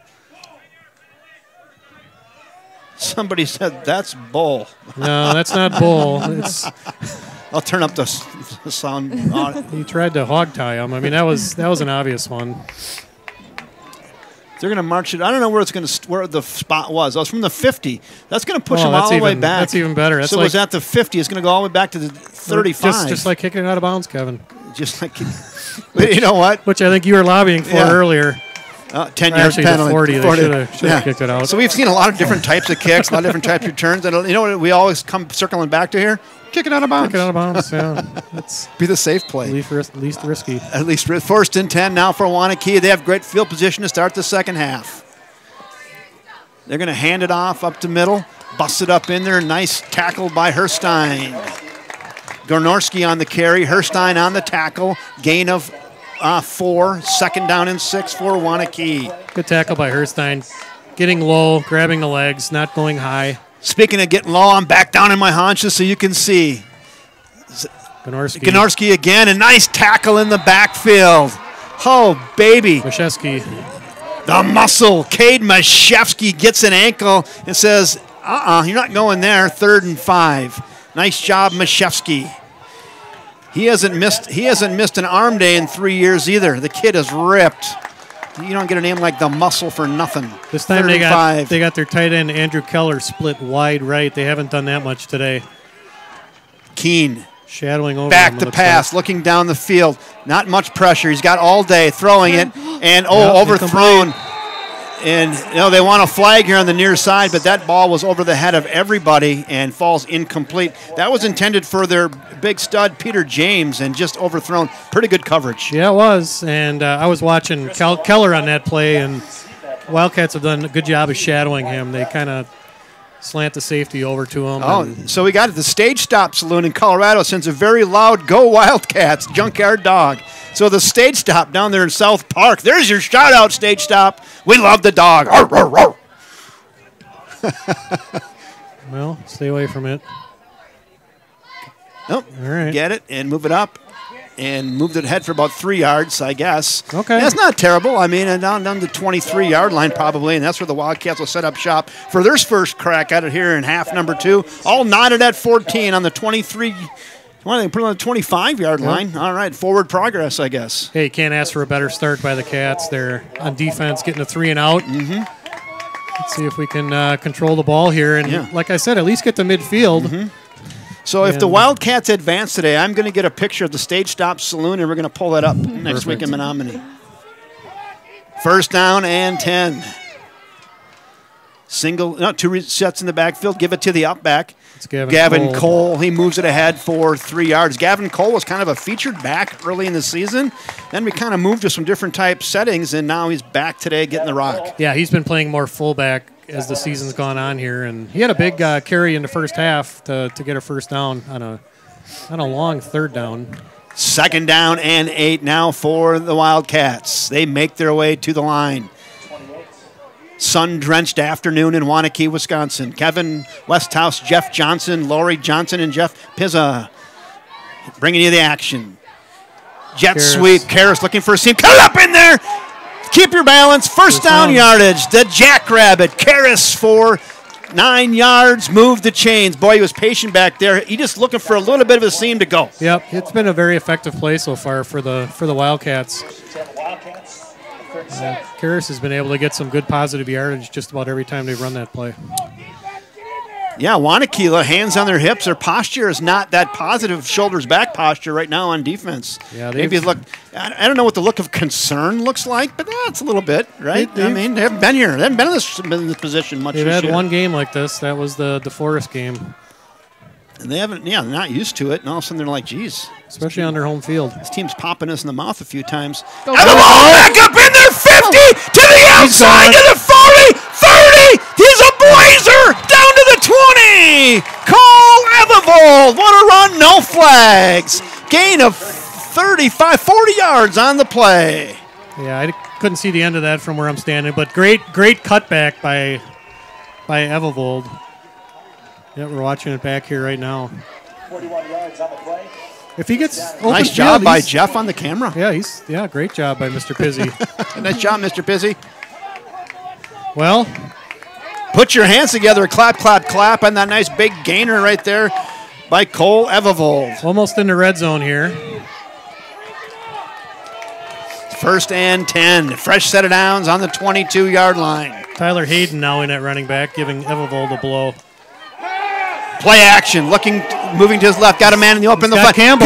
Soup can. 1st and 10. Another 13-yard gain for Ethan Campbell, the soup can. Nice fake by Massa. Faked the give to Tyler Hayden up the middle and then rolled and found a wide open Ethan Campbell. Great posture, too. His eyes are down the field, right? He's checking all of his alternate routes, and then he sees the open Campbell and puts it right on him. Yep, didn't panic. Great job going through his progressions, and then he went, ooh, there's my guy, wide open. Zing. 1st and goal. 1st and goal from the 9.5. Play action, roll to his right. Nobody open that corner of the end zone. Soup can do just out of the outstretched arms of Ethan Campbell. Not really that open, Jeff, and just out of the outstretched arms. Just overthrew him a little bit. Obviously, he didn't want to turn the ball over there, and he'd rather overthrow it than underthrow it. So Coverage on the play. 14. he had a step on him, I thought. Didn't he? Yeah.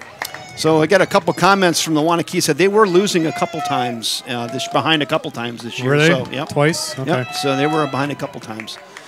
Thank you. That's good insider information. 2nd down and goal now from the 9. Full 3-back set. Hand it off. Patient. Evervold tries to get it up in there. Gets it down to about the 6. It'll be 3rd and goal from the 6. Boy, then... Well, let's not even talk about 4th down yet. Let's just worry about 3rd down first. I was already getting ahead of myself. Yeah. Thinking field goal or not, but let's go here. Let's get it here in 3rd. You got a couple big receivers. You got a big tight end. I think you got to throw it up here. Yeah, I think you do too. Again, Campbell's been able to get open in situations like this in the past, and the way they're covering him today, that crowd. The crowd is loud. Here we go. 3rd and goal from the 7. Massa, they're going to pitch it out. Halfback action, play, got a man wide open, touchdown! Oh, baby! Cole Evervold to Michael Sherman. Didn't see it coming, either did Waunakee. I think you could kind of tell when Cole wasn't running real hard to the right that he was going to throw it. And clap, clap, clap! Put your hands together at home out there in South Park, Colorado. Oh, get on top of the tables there. What a play. One heck of a call by Coach Schurz there. Talking about saving plays, right? Hey, we're saving one for the playoffs. Right? I don't recall it being used all year. No, that was first time they pull that one out of the hat. Executed perfectly, and Michael Sherman just was wide open. The hold's down, the kick is up, and it is good. Gets it through on the left side, and once again, Jordan Karras bangs it through, and the Wildcats. Alec Ross, isn't it? Alec Ross. Alec Ross bangs it through. Yep. Excuse me, with 7 minutes and 41 seconds to go in quarter number 3. The River Falls Wildcats out in front of the Waunakee Warriors by a score of 21-14. What do you got, Jeff? I got a shout out here to Todd Frisch, Kirk Bruns, Jim Williamson, and Byron Dobkins from Roscoe, South Dakota. Well, that sounds like trouble. I can only imagine what's going on there. Right, some little pheasant hunting maybe? Or something. A lot of claps on the board there. Yeah. Wow. Why wouldn't you? The Waunakee crowd is 701 right now. Waunakee crowd's quieted down a little bit. I don't think they expected this. This game, if you got a seatbelt on at home and your recliner, you might want to just see if you got one more spot to put that a little snugger, because you're going to need it snug, because it's going to be a pretty good finish. Yes, it is. Great start to the half with Waunakee getting the opening kickoff, and they hold. Yeah, 3 and out, and nice long drive, and on the backs of Colt Evevold. You got to put the Evevold kid on the grinder list now again. Right? I mean, the short list. Yeah. Long run, touchdown pass. We're going to need your help at home, too, with our Garage Grinder short list. It's starting to come together, but it's not together yet. It's still in, if it's like Jell-O, it's still pretty liquidy. Good tackle there by good tackle there by Ryan Langer, containing the dangerous Waunakee kick return team. We're setting records for claps. A lot of claps. A lot of claps. That was a sweet play. Well, 21-14, Cats lead it. Long way to go here, but... Lori, how's your neck? Not too bad. Yeah, I've got to look around the corner here. All right, 1st and 10 for Waunakee. Quentin Keene, pistol formation. He's back to pass, looking down the field, now feeling pressure by Langer. Now he's going to tuck it and run, and nice 9-yard run by Quentin Keene. I don't think that was a design quarterback draw, but he definitely had his eyes came down quickly and took off. No, I don't think so. And one thing I've noticed, especially the last few pass plays, they are really looking to get the ball to Andrew Keller, number 86, and they just have not been able to so far. The Cats are doing a great job of shadowing him. 2nd down and 1 now for Waunakee. Pass. Holding on. Nice job over there. Oh, baby, the Junkyard Dog. Put your hands together in South Park, Colorado at the stage stop. Clap, clap, clap, and a couple barks for the Junkyard Dog. Great, obviously, play by Eddie Lesh there. Great pass rush by the entire front four of the Wildcat defense. Again, Keene looking for Keller. Keller on a long pass route there, kind of a drag route to the right side, and Adam shadowed. He wasn't open. 3rd and 9 now for Waunakee. Wildcat defense again has come to play today.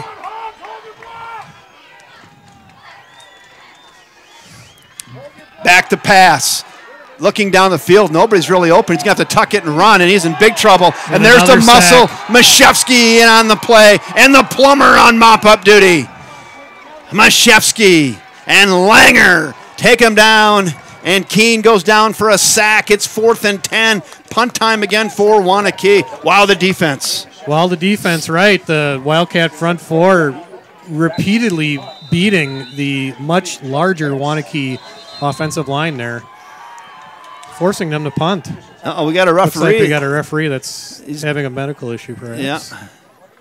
I think he got Clipped the a little knee. bit. Yeah. Thought he got maybe blow out his knee, Kevin? I thought he maybe got hit in the nether regions. Oh, okay. Well, he's not in that pose. He was. He was earlier, but then, unless he's really trying to act tough. He's got the hands on the hip bent over and the hand back like, don't ask me. Yeah. I'm going to be okay. Yeah, just pretend my belts as they're... Oh, boy. Officials timeout. Meeting of the zebras. Yeah, give the officials a few minutes here. Yeah. Might be good time to just thank our sponsor right here. We got 15 seconds. Let's thank First National Bank. First National Bank of River Falls is a proud sponsor of River Falls High School. We have been sponsoring River Falls High School athletics for over 50 years. We are proud to support area students, student athletes, and educators within the schools. Together, we are building a better community, one child at a time. All right, we timed those like we kind of knew what we're doing. Look at that, right back to the action. Thank you, First National Bank of River Falls. Yeah, and while you were away, that's definitely what happened to that referee. He's struggling over there. Yeah, struggling. The one in the middle of the Cats' backfield there. Struggling.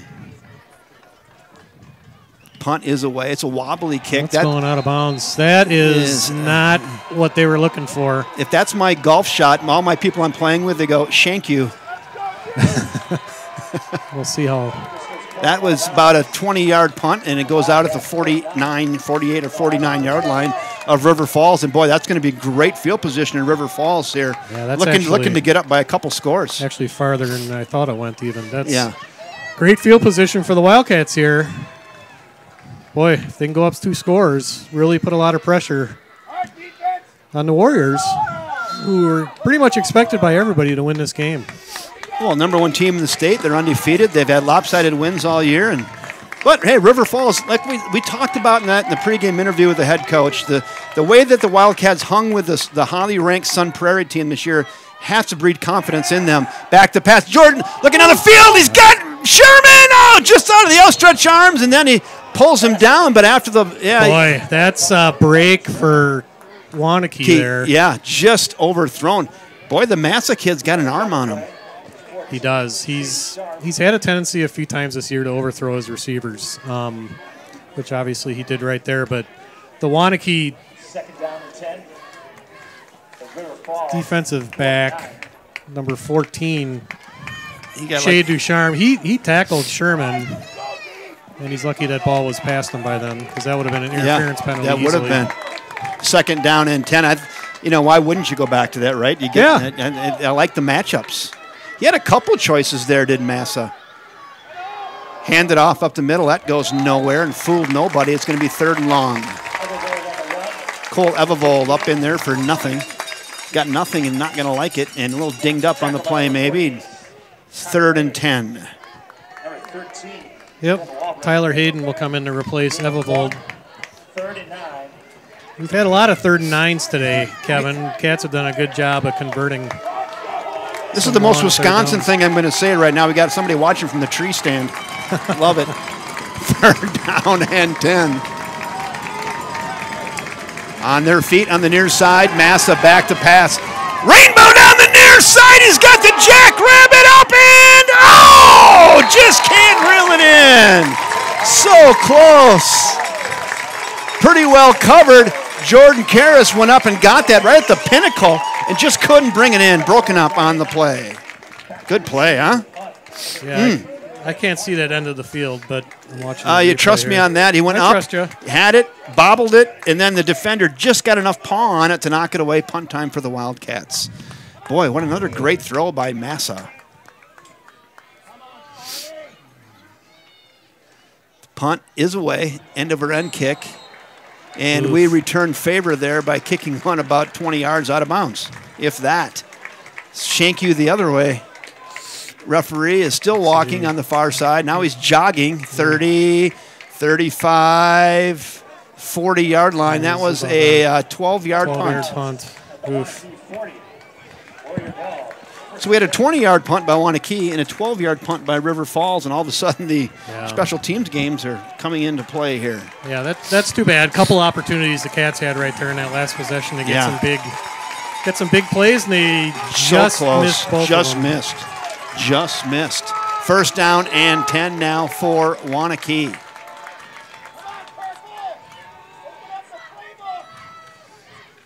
Open up the playbook, they're saying on the near side.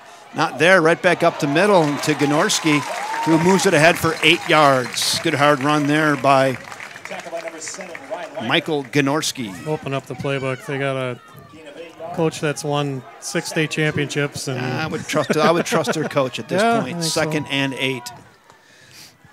Gnorski again bounces it to the outside, trying to get 1st down yardage. He's not going to get there. I don't think he got any yards. It's going to be 3rd and 2. 3rd and 2, good play by who's Ryan Langer over there.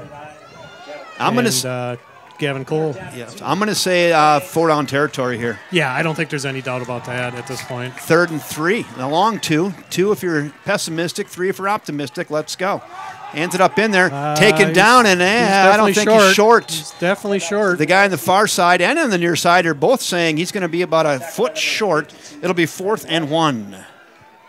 They'll definitely go for it here. I would anticipate a run by Gnorski. They're bringing in an extra offensive lineman. The big guy, number 93. I don't have him on my sheet. I don't know who that is. He's not on the bingo card. But he's big, trust us. He's big. He's the 6'2", 292 kind of guy in the end. All right, 4th down and a foot for Waunakee. Give it to Gnorski up in there. And I think he just fell forward for the first down. That was close. Real close. They had an early contact in the backfield. He kind of fell off the tackle and fell forward and gets a yard, and that they needed a foot. Yeah, he's a tough runner. He hasn't had very many negative carries today. And so back in the game, Peter James going out split wide up top for Waunakee. James covered by Mr. Sherman. Hand it again to Gnorski. He's got the far side. He's running hard. We got a hold on the play. Hold. I think I got a flag on the play. 3 minutes to go here in quarter number 3. And you know what I just forgot? We're ahead by 7. We are. Yep. I think that's going to come back. That was an area of holding, and they're going to walk this one back. That should make it 1st and about 17, I believe. D. Yep, there we go. There. 1st and 17 for the Waunakee Warriors. They got twin receivers split out here to the near side, one up top. That's Andrew Keller again on top, being shadowed by Sherman and Herstein. Quentin Keene back to pass, looking down the field. He's in a bit of trouble. Now he's going to throw it across his body, and he's got his man. That's Ben Farnsworth. Farnsworth for a 25, 30-yard gain and moved the chains. Nice throw there by Quentin Keene. Yeah, that's a tough throw to make across your body like that, and got to give a lot of credit to Keene. Hit him right in stride, was able to gain some extra yardage, and big play for the Warriors. 1st and 10, they move the chains. Give it to Gnorski. And then the muscle, Mashevsky's there, and it's going to hold him for no gain. Nice job getting down the line behind the blockers and then reels him in for no gain. It was. He tackled him a little bit higher there. I was worried he'd break that tackle, but strong kid, like you said earlier, Cade Mashevsky. The muscle. 2nd down and 10. Once again, it's Gnorski flanking the quarterback, Quentin Keene. Pistol formation. Back to pass, looking down the field. Yeah, there's Keene. Intercepted! The dinger, Wyatt Bell! No, excuse me, that is Gavin Cole. 50, 45, 40. Gavin Cole with an interception and a flag on the play down there, though. Flag on the play. In the backfield, let's see. Oh, this referee's down there like this is coming back. Uh-oh. Well, I think it might have been on a return. I know. Let's see. Let's see. After the interception. After the interception, legal block in the back, but it will be Wildcat football on the Gavin Cole interception. I was trying to give that to the dinger, Wyatt Bell, and he says, what are you talking about? This is Gavin Cole. And I read that quarterback's eyes. I sat down in the zone, and I went out, reached up, and grabbed that thing. He did. Keene again trying to get the ball to Andrew Keller right there. That was one of the rare times where he was single covered. He was in the slot at that time, and this crowd is. And they not a good throw by Keene for sure. Big interception though, big turnover, and the Waunakee fans are not happy. If I said incensed on the near side, I'd be like over exaggerating at this point, but they're not happy. No, they're ruthless actually. Holy smokes! Listen to them. Yeah, there's a. Hopefully you can catch all that at home, guys. It's entertaining. It's entertaining. They're right below our on-field mic, and that's entertaining. 1st and 10, Wildcats are backed up. They're on their own, 11-yard line. Kevin, they're not used to watching losing. No, I mean, you're losing 10-0. situations, yeah. They're getting a little. Hand it off, up the middle. That one goes to Cole Evavold. That's going to be no gain, 2nd and 10. Maybe a half a yard. We'll call it 2nd and 10.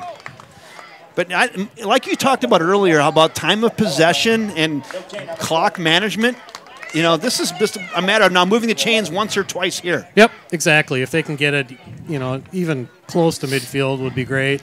Get a good punt off and make them work. Yeah, we're about a minute and a half to go here in quarter number 3. Well, this is a quick quarter. 2nd down and 10. Yeah, they're starting to shadow Ethan Campbell now. I think they've kind of. Massa rolling out. He's in trouble. He's in big trouble, and he has sacked back down on the 3-yard line. Yeah, they had double coverage over there on Michael Sherman, and Campbell was trying to get down the field, but just the play took too long to develop. Yeah, I think that's the first time. That's the first time the Waunakee defense has gotten to Massa, yeah. Yeah, they had. They looked like they had Campbell bracketed on that play too. 3-person route. If you don't have pass protection, that makes it tough. Got 3rd and long. See what they do here. Clock continues to run here in quarter number 3, shuffling players and plays in and out. Wildcats get to the line. Yeah, that's a penalty on the Wildcats, I believe. They had 12 men in the huddle. They had confusion there. Yeah. That's a delay game on the Wildcats' behalf. The distance to the goal line, so they'll be on about the 1.5 now. 3rd and 19 from the 1.5. I'd say you just get this thing here and keep it no catastrophe here. Punt it and live for another series. Yeah, this is a big play here.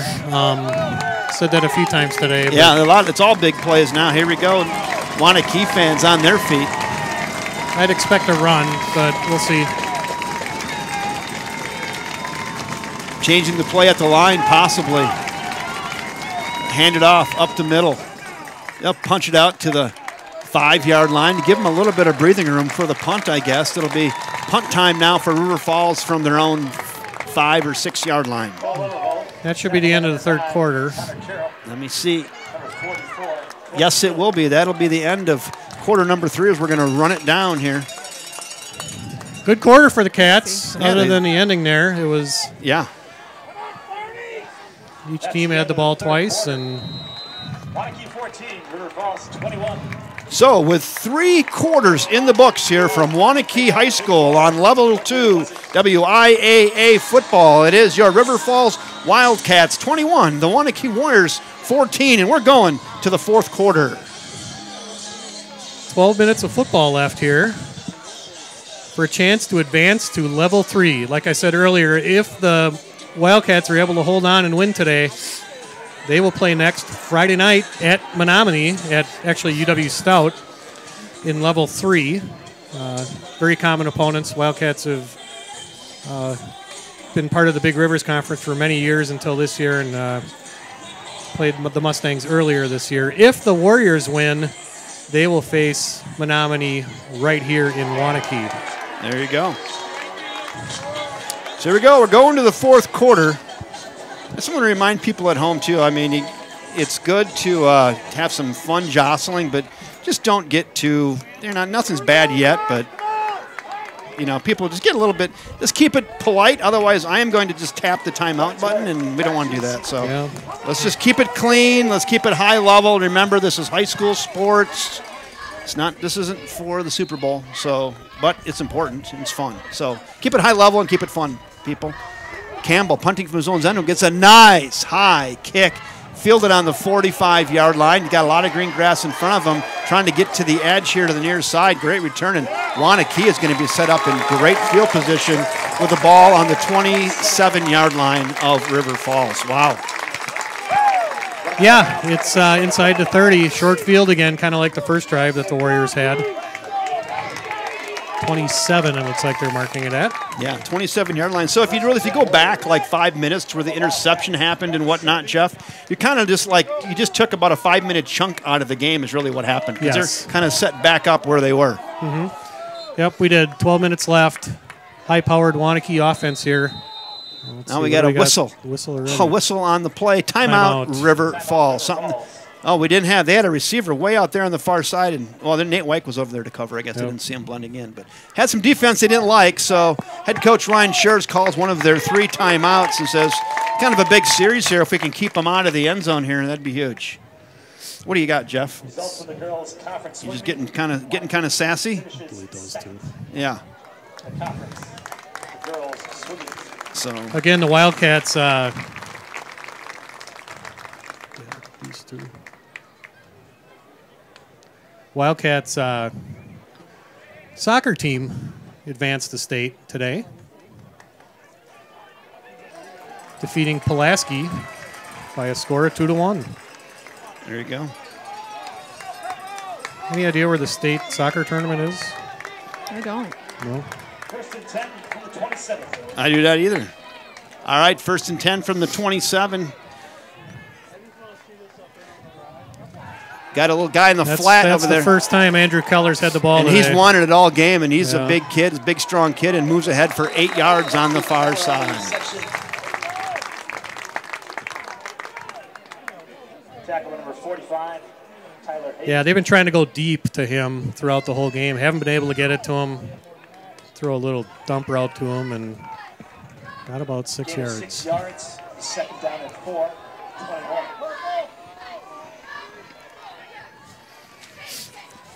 Gnorski. Up in there, and he's headed towards first down yardage. I think he's got it. He did. He needed 3. He got 4. And Waunakee's going to move the chains. 1st and 10 from the 16. They're moving the ball now, Jeff. First down.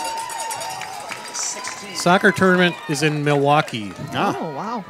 Thanks, Mark Chapin. there's another plane landing over there.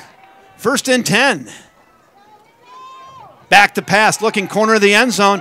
Got a man, and it is caught. Touchdown back in the corner of the end zone. That was really good coverage, but that's a better catch over there in the corner of the end zone. He's down. I can't get a number. Oh, flag. Oh, flag flag here. on the What is play. it? We got a flag. Illegal man downfield. That one's coming off the board. That was to the big tight end. That was Andrew Keller. Keller again. Pretty good coverage by Sherman, I thought, anyway. And it was a better catch and a better throw and excellent coverage. The play was outstanding, but we got a legal man downfield, and that's coming off the board. We'll bring it wow, back. what a huge penalty after a great play. That guy's got a voice that carries, Yes, he doesn't does. it? All right, 1st and 13 now for Waunakee. Take that one off the board. I would say you might want to watch that. They're probably going to go back there. Back to pass, looking, screen pass. They got it set up perfectly. Nice job, headed towards the end zone. Down to the 2 goes Michael Gnorski, and they had the exact perfect play call there, Jeff, for the defense, the blitz that came. Yeah, they thought they were going after Keller. Keller's hobbled. He's coming out of the game right now. It looks like. Yeah. Yeah. No, maybe not. He's in. He's still in. Watch single coverage. He's got the height on White here on the near side. Yep, They're going to throw it to him right there. He's got him. Touchdown. Boy. Yeah, that wasn't too hard to predict there. I went Tony Romo on you right there. Yeah, you did. Yeah, that touchdown Waunakee. Andrew Keller starting to assert himself a little bit here into the 4th quarter after he was silent for the first 3. I think he said, throw me the ball, and he had one-on-one coverage with Nate White, and Nate's a good defender, but Keller just got the size on him, right? He's got about 6 inches at least on him over there, and they threw it up. We got a man down with a cramp. Number 73 for Waunakee is down with a cramp. That's Gus Allen, and Gus is down. He says, dang it. Yep, Eline Fields in Milwaukee is where the state soccer tournament is.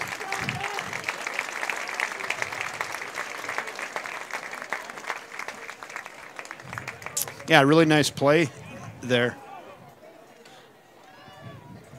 Really nice play there by Waunakee, and like you said, their studs are inserting themselves now and looking to tie it up here, just underway here in the fourth quarter. Yeah, we had a penalty. We had a neutral zone infraction by the Wildcats. This is going to be interesting to see. Let's see if they go for 2. Yep. Let's see what See what Coach Rice decides to do. Yeah, so let's see. He's going to decline it.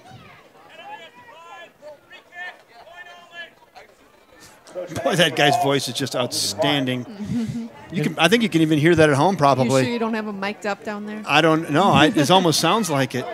Oh, they're just going to re-kick it. They said we don't want no funny business. We're just going to kick it.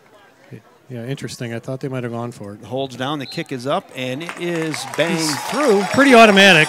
Automatic. He's like the super jock guy I used to have. I used to kick him in my mom's living room, and she'd yell at me. I used to have one of those, too. Yeah.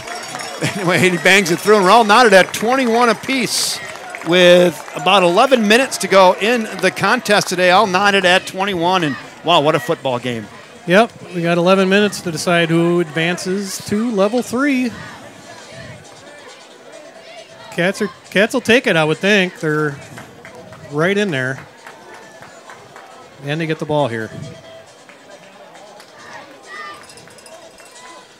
One adjustment I've seen Waunakee do is they've done a real good job the last couple possessions of shadowing Ethan Campbell to make sure he doesn't have any open fields to run in and catch passes from Massa.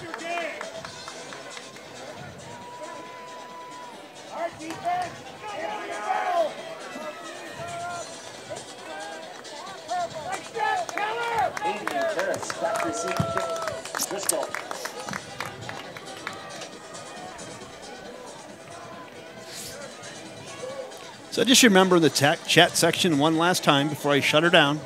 If you say, he stinks, and the other guy goes, no, your guy stinks worse, and the next thing you know, you got a brouhaha breaking out in the chat section. So just don't do it. Just don't do it. Just yell at your friend in your room and call it good. Human nature is like just like putting gas on a fire, and now we'll just shut her down. Because this is high-level fun this afternoon. Fun, people, fun. 21-21 football game, and this kicker has got a leg. Yes, he does. I mean, I'm not. There's a lot of college teams, a lot of pro teams that could use that kickoff. He's good. Eden Driscoll. He is. Remember the name, I think, huh? Remember the name? I wonder if Eden's going anywhere. I don't know, but the kid's got an absolute leg.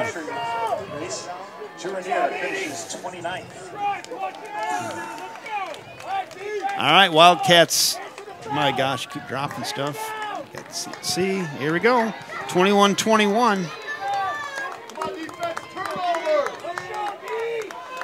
Yeah, who's going to win? Who's on the grinder list for the Wildcats? The Garage Go Down grinder list. We could use some help with that as well. Massa back to pass. Little route over there to Sherman. He hangs on and has got it after a gain of 6. He kind of fell down his leg and he reeled it in. Yeah, he bobbled it a little bit. He bobbled it and then he reels it in. A gain of 6. Good play on first down. Gain of 6. Gain of 6 yards on the play. Step down and 4. A little bit on Eden Driscoll. He's made visits the last few weekends to St. Thomas and Montana State for punting. So he's definitely getting looked at. Hey, River Falls Falcons 31, Platteville 28. That's a nice hometown score. Second down and 4 for River Falls.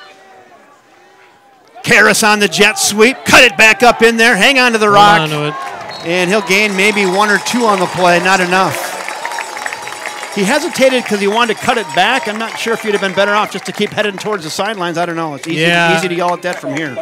Waunakee did a much better job of containing that play versus the last few times they were in it. They really did. Third down and 3 now for River Falls. A big play. I mean, now every play is a big play in this tied-up football game in the fourth quarter. But 3rd and 3. We're bringing it right to your living room. Here we go. We'll bring it right to the stage stop down there in South Park, Colorado. Empty backfield. Massa. Crossing routes. Got his man caught. Sherman. Still working. 40-yard line. What a gain. 13-yard hookup to Michael Sherman. Great route, great pass, great catch. Move the chains. And great play design, too. The Cats did a really good job that time of spreading the field so that Sherman had some single coverage on him, and Massa was able to find him. Just, boy, right between the 2 and the 5, a dart. Nose of the ball now rests on the Wildcat 40. They make their way to the line. Clock moving. Clock continues to run. Just around 9 minutes to go in the contest. Heavy backfield. Give it to Evivold. Working hard, pushing the pile for 3. 2 yards. Oh, and a late flag on the play. I wonder what that is. That's from the backfield. That back judge saw something he didn't like in the back of that pile. Let's see what we got. Let's see if I can hear this ref. I'm going to turn it way up. Face mask on Waunakee. He didn't call it that time. He just indicated it. Face mask on Waunakee. That's a 15-yarder, I think. That's a 15-yarder, too, and that's the good news. The bad news is number 25, Michael Sherman, has just left the game. He had a pronounced limp. I don't know if it had anything to do with the face mask, but... Is he standing up over there? Oh, no, I don't see him over there. We'll keep an eye on Michael Sherman, who's just exited the game. Try to take a look at that again. Yeah, you see what you see there. And I'll call what's in front of us right now. I'm sure he's going to work his way back in as quickly as possible. Nate Wyke up top. They're going to hand it off, though. Gets in behind the back. Runs in for 2 yards, does Cole Evivold. Tackle by number 9, Connor Carroll. 2nd down and 8. I guess they give him maybe 9. Give him a yard on the play. It's 4-down territory in here now as the ball rests on the 41.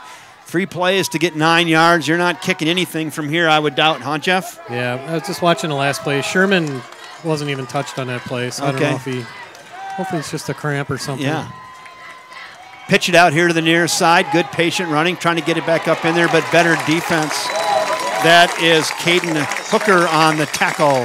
Sneaks in behind the line and gets up around the ankles of Cole Evivold and brings him down after a short gain. It'll be 3rd and 8. Gain of 1. Down and 8. 3rd and 8. Waunakee has really shut down the running game here in half number 2 and have to go airborne, I guess. Yeah, other than that first possession, they've done a good job of containing Evivold, and Sherman's still not in the game. Definite passing down, obviously, for the Cats here. Fans coming to life here on the Sherman's back in. He's at the Oh, here he is. Sherman is in, back in the game. I can see the sun shining off his cleats. Now we got a timeout. I think that's their 2nd timeout of the half. They have 1 remaining. That could come into play as we progress throughout this game. It's a big play. Make sure you get it right. We have a limited number of possessions remaining for both teams. And Kevin, is this 4-down territory, you think, or not? Kind of on the fringe, I'm saying 4-down territory all the way. I'm saying you're not punting, I don't believe. Well, if it's 3rd and 8, you might punt. Yeah. But that's the Waunakee fans here on the near side you hear. That's their version of the tomahawk chop, I guess, for the Warriors. Must be, yeah, Warriors. One of the few teams in the state that still have that name. So I was in Waupun. We had the Waupun Warriors, and they kept Warriors, and they made it a Spartan Warrior. Oh, okay. So I got away from that. That fixed it. Okay. That fixed it. Okay. All right, 3rd down and 8. Different play call, Sherman, at the top of your screen right now. Bring it right into your living room. Massa barking out the signals. Fans on their feet. 3rd and 8. Late in the tie football game. Level 2 WIAA. Massa back to pass. Crossing route. Got Sherman. Get up the field. Get up the field. Oh, he reached. I don't know. He's close. He is really close. He's short, but that reach might have made it really close. And also forward progress, too.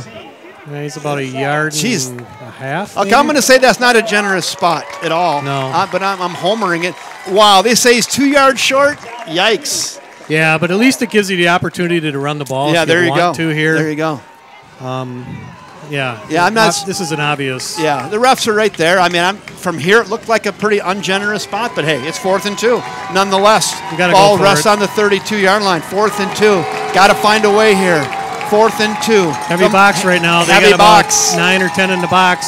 Roll out. He's got Campbell wide open. Oh my! The soup can 10-5. Touchdown! And we have a penalty. Oh, flag on the play. Oh, flag on the play. What do we got? Oh, no. Illegal man downfield. Again.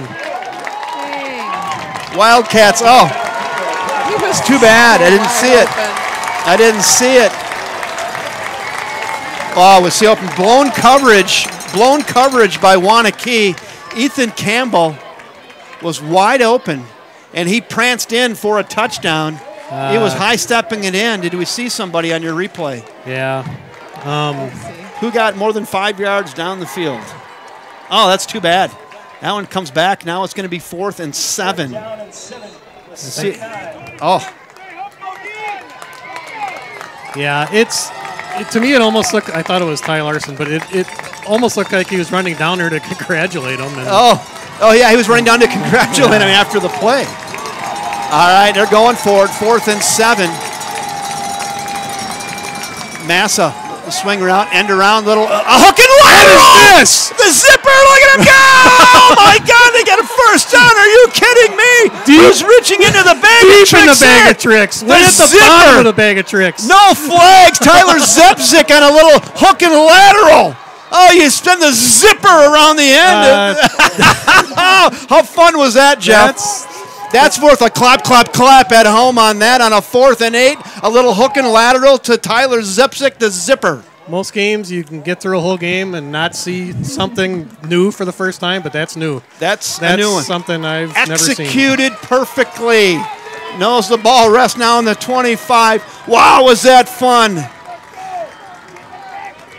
Massa again, back to pass. Oh, got him beat! Oh, he was wide open. Overthrown again. Oh, he had him beat. He was all alone in the end zone and just overthrown the wide open Michael Sherman. Oh, man. That's the second blown coverage in 3 plays. Waunakee is extremely fortunate here to not be down 7 again. They had him double covered. The ball was thrown in a great spot. He peeled out of the double coverage. The defenders had no idea where the ball was. Yep. They thought he was going to go out in the flat, and he threw it post route. And no, again, great play design by just Coach a Schurz. little more air on that. Yep. 2nd and 10. Boy, they're getting some opportunities, aren't they? They sure are. Now, in the past, they've run it on 2nd and 10. We'll see what they do here. Karras in motion. They'll pitch out. Evevold, cut it back up in there, Cole Evevold. Nice gain of about 6 on the play. It'll be 3rd and 4. Maybe 3rd and 5, I guess, to give him 5. 3rd and 5. Smart play. Keeps the clock moving here. Makes it 3rd and much shorter. Yeah, that was what a play there. Tremendous play call. Now you get to the point where you kind of wonder what Alec Ross's field goal range is here. This would be about a 37-yarder from here. Yeah, I don't know. Which I think is probably on the edge. Yeah, I would say. All right, 3rd and 5. All knotted at 21. About 6.5 minutes to go in the contest. Handoff. That's probably not going to do it. That's Gavin Cole. He runs it up in there for 3 yards. Little halfback, quick hitter. Gets up there for 3. It's 4th and 2. 4th and 2. Maybe they just feel confident with 4th and 2. I don't know. Do you send the field goal team out here or not? Doesn't look like it. Nope. I think they're going for it at 4th and 2. It's level 2 playoffs. We're going for it. Whew. Well, I got a little water left. Well, that's enough to get me home. All right. Another 4th down. A lot of big plays. See what they dial up here at 4th and 2. Roll out. Big trouble. Sacked. That's a huge play by Connor Carroll, who got in on the quarterback and got the sack. Boy, he made a nice move there, a little stunt move. Yeah, got right up in, got him right in on. Nothing Vito could do there. Nothing Vito Massa could do. No time and good defense. Yeah, it is. It was lousy defense. I'd say 2 of the last 4 plays, but that was big right there. A couple near misses for touchdowns, and that was big. A little stunt move there, and he got in and beat the defender and right in. And now their home fans are alive here on the near side. One thing to keep in mind here as we go through the rest of the game, the Warriors have a little different field goal range than probably any other high school team in Wisconsin does. So, yeah, if they get it down to the 30, they're in range. Yep. 1st and 10. We need a turnover. Apple turnover. They've had a couple already. There it is! Yep. Sacked in the backfield! Oh, who do we have on that? That was Jacob Range. Range. Jacob Range in there early.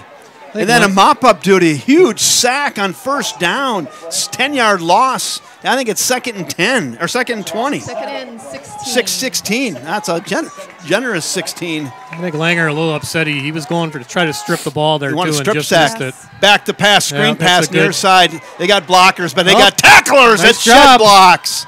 Gavin Cole in on that, as well as who else is over there? Mashevsky was in on it. Mashevsky, the muscle, and we got a couple men down. Guys down. That was also Gavin Cole on the tackle and Mashevsky.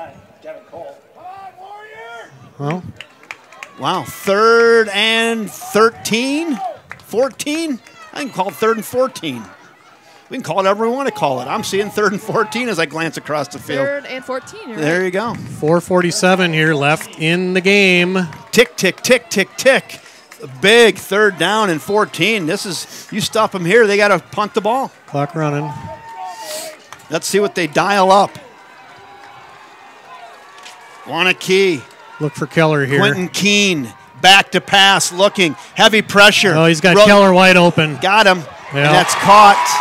There's the big guy. He's high stepping out to the 49-yard line. Boy, they got good pressure, but they gave him just enough time to let Keller get open down the far sidelines. Tony romoed that one too. Yeah, Yes. Keller ran about a 3 or 4 yard route and then Just got stopped it. and then Stop and go. Yep, it was a stop and go. We had pressure, but not quite quick enough, and it gave that play time to develop. First down, nice play by Waunakee. Back to the ground here. To the ground and taken down. That's Corey Marino. Gain of 4 on the play. 2nd and 6 for Waunakee. Clock continues to run. 3:59, 3:58 and counting. Here we go. 2nd down and 6. Wildcats only have 1 timeout left, correct? 1 timeout remaining. Handoff up the middle again. Marino gets a defense. yard. It'll be 3rd down and 4. Definite 4-down territory here for the Warriors as the clock continues to wind. Less than 4 minutes here in the game. They got 2 plays to get 4 yards. That's what I would guess here. Who's going to knock one free? Keene. Pass. Yep, Got a man. Keller. Nice tackle. Where are they going to mark that? They're going to mark it about a foot short, I think maybe. they're short. Oh, this guy here No, said, that's not. No. No, This guy's no. saying first down? No. What? What am I missing here, Kevin? This guy was calling first down before they even put the ball on the ground. Yes. Oh, Wow. that's frustrating. Yeah, so you folks at home saw the same thing we did. We won't belabor the point. That was interesting. gotta- First set of downs. Got to measure that. You would think. All right, 1st and 10. Clock continues to run. 3 minutes, just over 3 minutes to go in the game. Sun-drenched field here in Waunakee. Handoff up the middle. There he goes. Busting it free is Michael Ganarski for 8 yards. Yeah, it's a big play there. I think we're right on the edge of field goal range I here. think he could try one from here. There's no doubt about it. Hurry up. Yeah, we got people saying now it's a horrible spot. We got felt Horrible the same spot. thing. Yeah, you guys. Horrible spot. Move the chains again for Waunakee. This is what they're seeing as a game-winning drive, but the Wildcats have just played so tough today. Maybe here's where they knock one free. Quentin Keene hands it off again. Nice run, nice tackle. Gavin Cole Cole him up. and on the tackle on a nice hard run again by Michael Ganarski. Ganarski gains 3. It'll be 2nd and 7. What do we got for time here? Is that 2.5 minutes? Yeah. 2:16. Mine's a little off. Yeah, we're 2:16. close. We're close. Just over 2 minutes to go. Cats with 1 timeout left.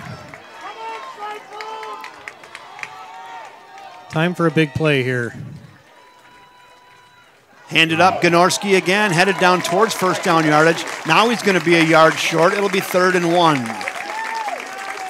3rd and 1. They keep banging it forward, and they're definitely in Aiden Driscoll's range now. Yes.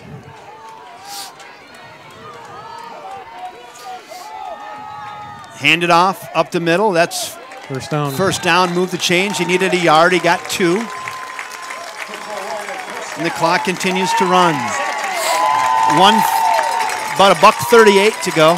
We're just going to keep running it.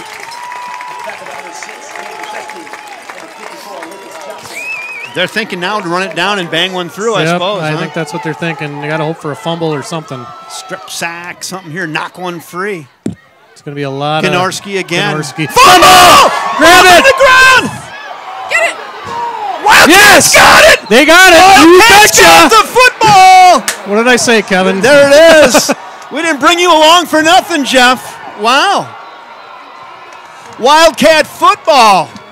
Wow. Oh, baby. Oh. You're going to have a long field to goal here, but he just... 1:15 to go in the contest. How many timeouts does Waunakee? I think they got all three. They have all three of their timeouts. Wow. So Wow. they need to get Wow. at least the first down. Right.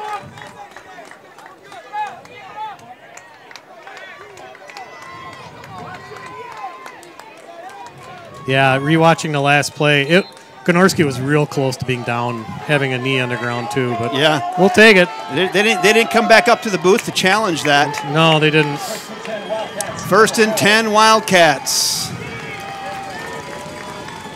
Pitch out, far side. They're going to try to strip it out of there. Nothing going there. Nothing doing. Timeout, I'm sure.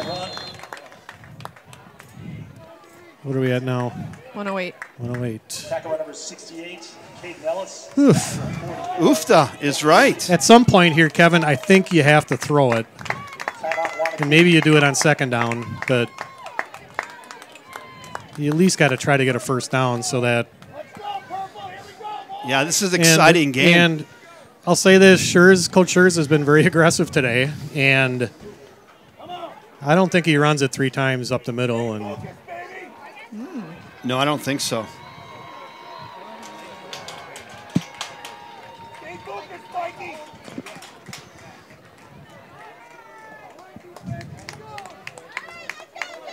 Well, here we go.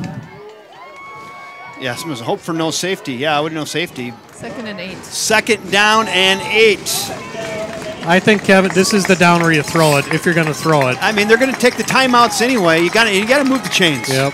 Because on 3rd down, they'd expect them to throw it. Right. I think you got to throw it twice here. Their passing game has been strong today. Let's see if they get it to the soup. We'll drag her out to Campbell, maybe. See, or not, or just run it. What do we know? Yeah. Run it up in there. So the there. gain 2. It'll be 3rd and 5. Another timeout by Waunakee. Number 92, Cole Myers. Yeah, that's going to put a lot of pressure on your punter, Ethan Campbell, if they don't end up getting this first down. If you get the first down, the game's going into overtime. Yeah. And then you can run it out. Remind me of the overtime rules. Overtime rules, each team gets the ball on the 25, I believe. Is that what that is in high school? 20 or 25. Ooh, crowd's getting into it. That's your Waunakee. Home crowd's right in front of us. 3rd and a long 5. 3rd and a long 5. We've gone to the bag of tricks a couple times today, Jeff, and let's see if Coach Schurz can dial another one up here, or you just go, straight to your big fellas here. You got to get it to your horses, right? This one's going to Sherman or Campbell. What do I you think you have to. There's no doubt about it, unless you went to that jet sweep play again. Yeah. But it's a little risky doing that in your own territory. You got to make sure you get the chip block here, too, because they're going to be bringing the house. Yeah, you got to get some good protection for Vito if he is going to throw it here. All right, here we go. 3rd down, and let's call it 6. He is under center. Vito Massa under center. Now we got a late entry into the game. Entry, that's Karras. Karras, the jackrabbit into the game. Now the Karras is in motion. There's your jet sweep. Jet sweep, late entry. Get a You got to block here. get to the edge. Get to the edge. He's got the edge, and he's got first down yardage. Yes. Yes, he does. Jordan Karras uses his speed. The jackrabbit with a first down. Move the chains. That should do it, I think. Well, do you want to take this thing to overtime? Yes. Okay, thank you. Yeah, I mean, from here, if the ball was at like the 40, maybe you don't, but... Was that planned? Like, he didn't come into the game until way late. He comes in, he goes in motion, and then they pitch it to him on the jet sweep. He stutter steps and says, I'm just going to use my speed and get to the edge. He does and gets the first down. Yeah, I take a knee here, Kevin, but Let's see. Here, just go for the home run ball. It's kind of like an Tyler Hayden, the hacksaw, up for 8 yards. Haven't called his name here in the second half. Coach is thinking about it. He's thinking about it, yeah. No, let it run out. Clock continues to run. Oh, what are we at there? 38 seconds. 39. Look at Laurie's got that dialed in here on your thing at home. 37, 36, 35 to go. Yeah, I mean, you just, well, I don't want to say I'm not stupid. I mean, that's just be obvious here, but. Yeah, I still think you take a knee or. But if you're going to run a play, the knee would be the right thing. Yeah, he's waiting. 4, 3. Hold on to it. The hacksaw, he's got 2 hands on it. He's got a first down. And now do you just try to throw one? No, he wasn't down. The hacksaw wanted to break out of there and take one to the house. Now do you try to throw one? Let's see what we got. 5 seconds. 5 seconds to go. No. Let's see. Maybe hope for an interference down the field. It's going to let it go. All right, we're going to go to overtime. Yep. That's the end of regulation. Wow, the end of regulation today. Their first overtime of the year. First overtime of the year in level 2 playoffs. River Falls Wildcats have taken the #1 seed, the undefeated #1 team in the state, to overtime. Yep, I am certain the rest of the state is shocked by what's happening here in Warrior Stadium, but both teams will get a shot at it. I would. OT. Whoever wins the flip will probably go on defense first. That's typically what you see. Okay. So let's see if we can watch the flip out here. So they each get a chance no matter what? Yes. Yes. Okay. No time. It's just. No time. You don't have to worry about the time anymore. All right. So Penn State, Iowa took them 9 of these to get a winner. Or Illinois, yeah. Illinois last weekend.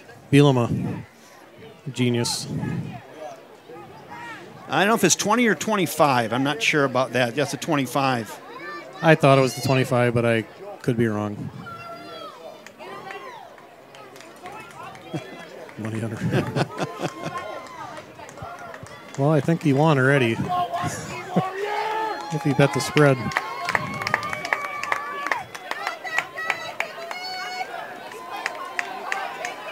Nice crowd that's tuned in for what'll be overtime high school football here on a glorious afternoon from Waunakee High School in Waunakee, Wisconsin. Once again, I'm Kevin Westhouse, joined by Jeff Johnson, Lori Johnson, and Mr. Jeff Pizzi over here getting it done for us this afternoon on camera. Here we go. Let's watch the flip out there. Look at Jeff. He's all over that like a pack of dogs on a 3-legged cat. Yep, I was been waiting. He waited till overtime for that one today. I did. You got to give a little love to Jeff. Someone says, "Who wants to run the camera?" And Jeff raised his hand and says, "I want to go fast." Let's go, purple. All right. A lot of instructions, a lot of rules out there. This is where he wished he were mic'd up, right? Yeah, exactly. Normally, we've been able to hear that guy. I hear this guy in the stands. Yeah, he's into it.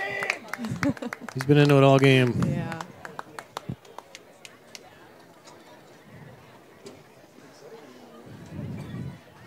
Wildcats shake hands. They'll call it. They'll call the flip. The flip is down. Warriors win the flip. Wait, that's a Buffalo nickel. The heads wore off it. Yeah, that was a Friday Night Lights reference there. That's an old Buffalo nickel. Wait a minute. That's not a heads. It's a tails. I believe the Warriors will go on defense first, if I saw that right, but we'll find out in a second here. Yeah. Waunakee won the toss. We'll go on defense. Yep, there we go. So Waunakee's going to go on defense first. You know, and that gives, in an overtime situation, that gives them a huge advantage with having, first of all, playing defense first. They know what they have to do when they get on offense. Secondly, having the kicker that they have, quite a weapon to have in an overtime situation like this. Where you know if you score a touchdown, you're almost guaranteed 7 points.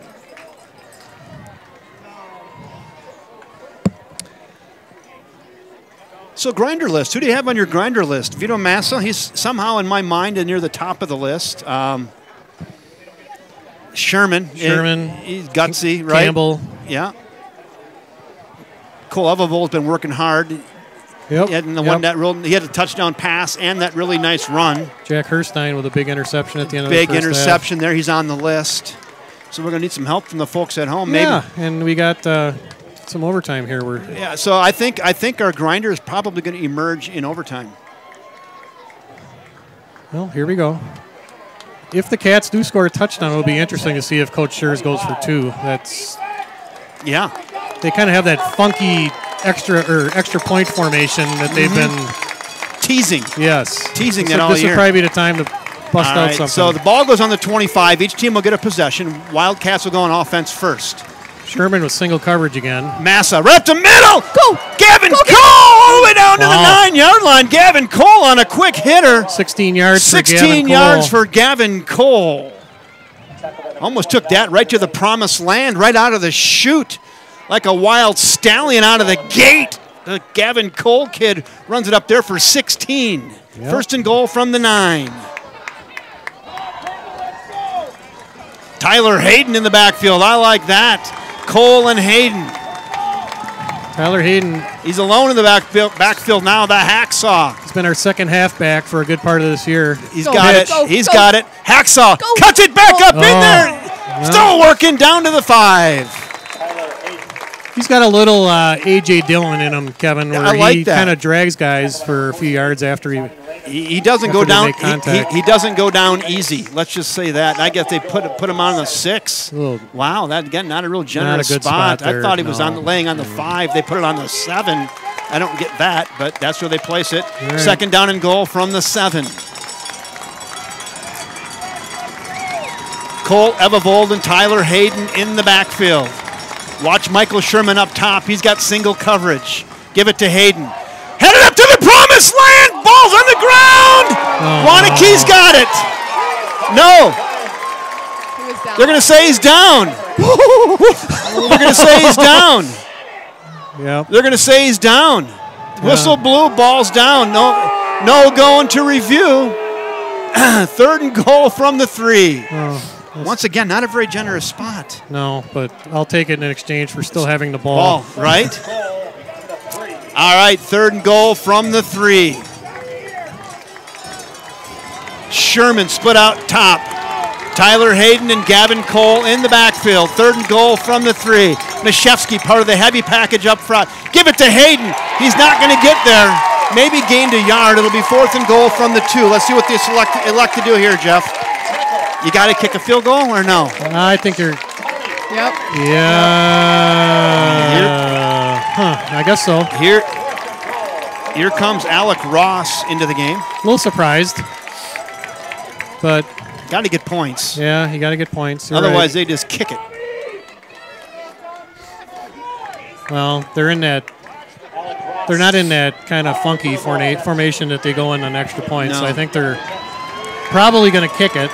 Hash mark right. The soup can. Campbell on the hold. Snap is down. His kick is up. It looks good. It is good. And the Wildcats take a 24-21 lead in the first overtime. And now Waunakee will get a possession. You got to hope they put it on the ground or put it on the carpet. You win. win. They're already in field goal range. Right.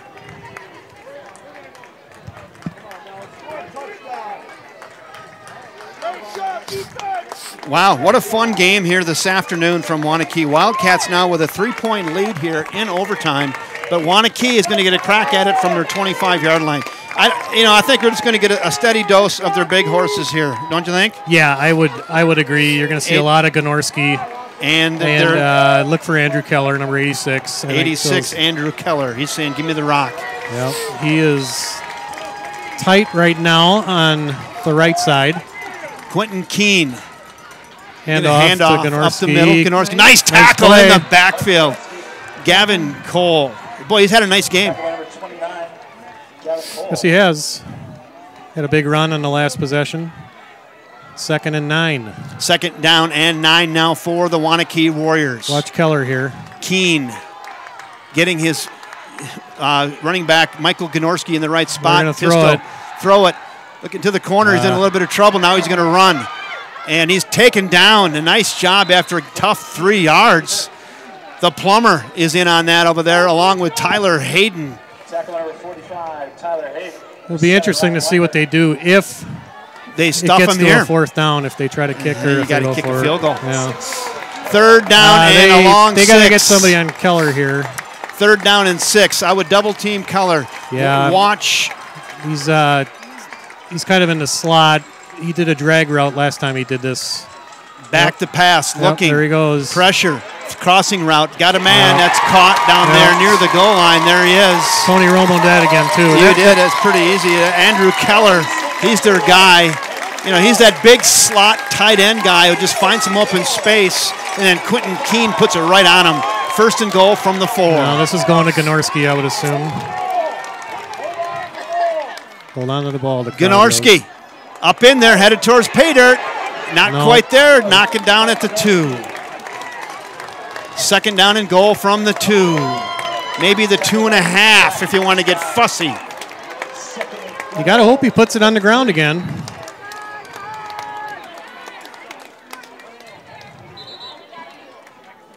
Second and goal from the, I think we'll call it the, 2. How about the 2.5.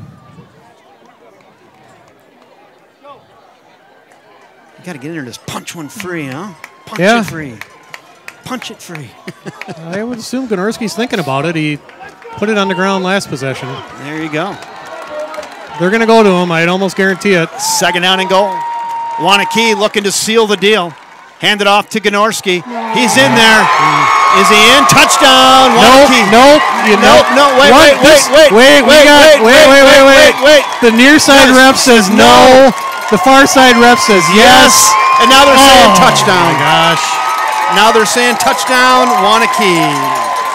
The Waunakee Warriors have defeated the River Falls Wildcats by a final score of 27-24 here this afternoon. What a game. What a game is right. What a game. Well, I should probably go down and do the Grinder Trophy, but I hate this kind of a lackluster thing. I'm going to give it to Vito Massa. Okay, sounds good. All right. Good call.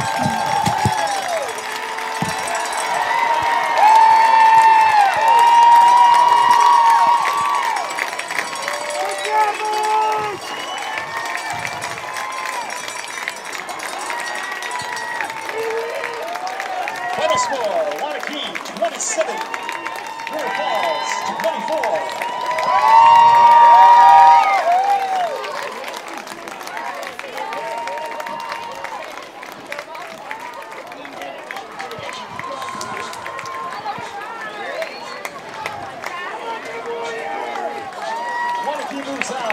Well, Waunakee moves on to the Level 3 Division II WIAA playoffs next weekend as they will host Menominee right here at Warrior Stadium either Friday or Saturday of next weekend. Valiant effort by the Wildcats. There's no doubt about that. A lot to be proud of as they went toe-to-toe with the Warriors for over 48 minutes.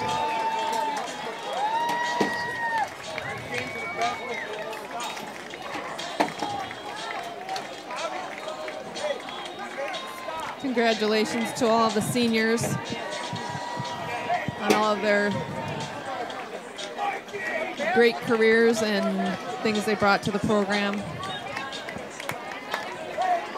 Yeah, these seniors have been part of a kind of a resurrection of the River Falls football program, which for many years struggled, and they've been part of this comeback started by former coach, now activities director David Crail, and Ryan Schurz has obviously taken over and done a fine job in his first year with the program, and certainly they have a lot to be proud of as they had a great season. Mike and Laura, do you have me up there? I got you, Kevin. Give me a thumbs up if you got me. Yep. I don't see him, do you? Oh, is he? Okay, I will.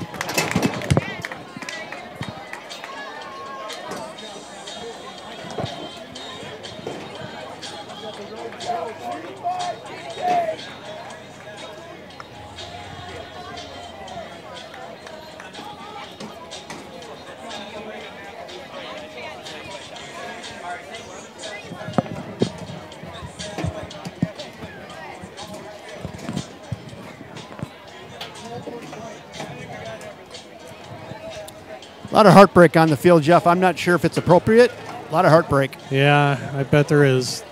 Seniors gave it such a valiant effort, and that last game of your senior year is obviously your toughest one. I'm with Gavin Cole. Gavin, Heartbreak City. Yeah. We held with them the whole time. I just wish we could have had to win and play Menominee. It's tough. I'll tell you what, you guys came down here today. Yeah, you have nothing to be ashamed about. You played this #1 team in the state right to the finish. A few breaks here and there. You could have got yourself a W today. Gavin, I mean, again, nothing to hang your hat about. Played a hell of a game tonight. You got in there and carried the rock a few times today. Great job on defense. Today's garage gridiron grinder of the game. I know it's not going to be as meaningful on a loss, but I'll tell you what, son, you earned it. All right, Gavin Cole, garage gridiron grinder of the game. I want you to join your team, and again, keep your head high, keep working hard, okay? All right, Jeff, we're going to go right back upstairs. All right, thanks, Kevin. Great job by Gavin Cole. Both sides of the field had countless tackles today on defense, and played fullback, and he got the ball today more than he normally does, and had some big carries, including a 16-yard run to start overtime. He had a pick too, didn't he? Yep. Had a big interception. Yep. Thanks, Lori. And he had a nice long run after that. That was, I believe, nullified by a penalty. But Gavin will be one of the leaders next year of this football team as they start the 2022 season. They got a lot of good talent coming back. But we're certainly going to miss the seniors. They left it all out here today. Awful lot of them contributed, made big plays, and they, like Kevin said, they played toe-to-toe with the #1 team in the state and just fell short, unfortunately, by a score of 27-24. Kevin making his way back up here for some final thoughts. Again, tonight, if you're looking for some more Wildcat sports action, the girls volleyball team will attempt to go to state as they play in a sectional championship game tonight at Chippewa Falls versus the Cardinals tonight at 7 o'clock right here on the YouTube Sports or River Falls Sports channel. Kevin, any final thoughts? Yeah, a lot of emotion down there, Jeff. We were going towards Vito Massa, and he was pretty distraught, and it wouldn't have been fair to put him on camera right there in that situation. So. Yeah, it's your senior year. That's tough. They left everything on the field. They did. They had plenty of chances. They have nothing to be ashamed of. They were very resilient when they got down early, and they have a lot to be proud of. Coach Schurz and his staff and the entire team. Right. Well, I think we should put a big red bow around this thing. Their 2021 season comes to a close in kind of anticlimactic fashion. But, again, like I said to Gavin, you have nothing to hang your head about. Absolutely nothing. not. So great job, Wildcats. They did. They made your community proud. Great job, Coach Schurz. On behalf of Coach Schurz and his River Falls Wildcats, my great color commentator, Jeff Johnson, Lori Johnson on production today, and Jeff Pizzi over there on camera. Thank you, everybody, and thanks for joining us. And until next time, good night.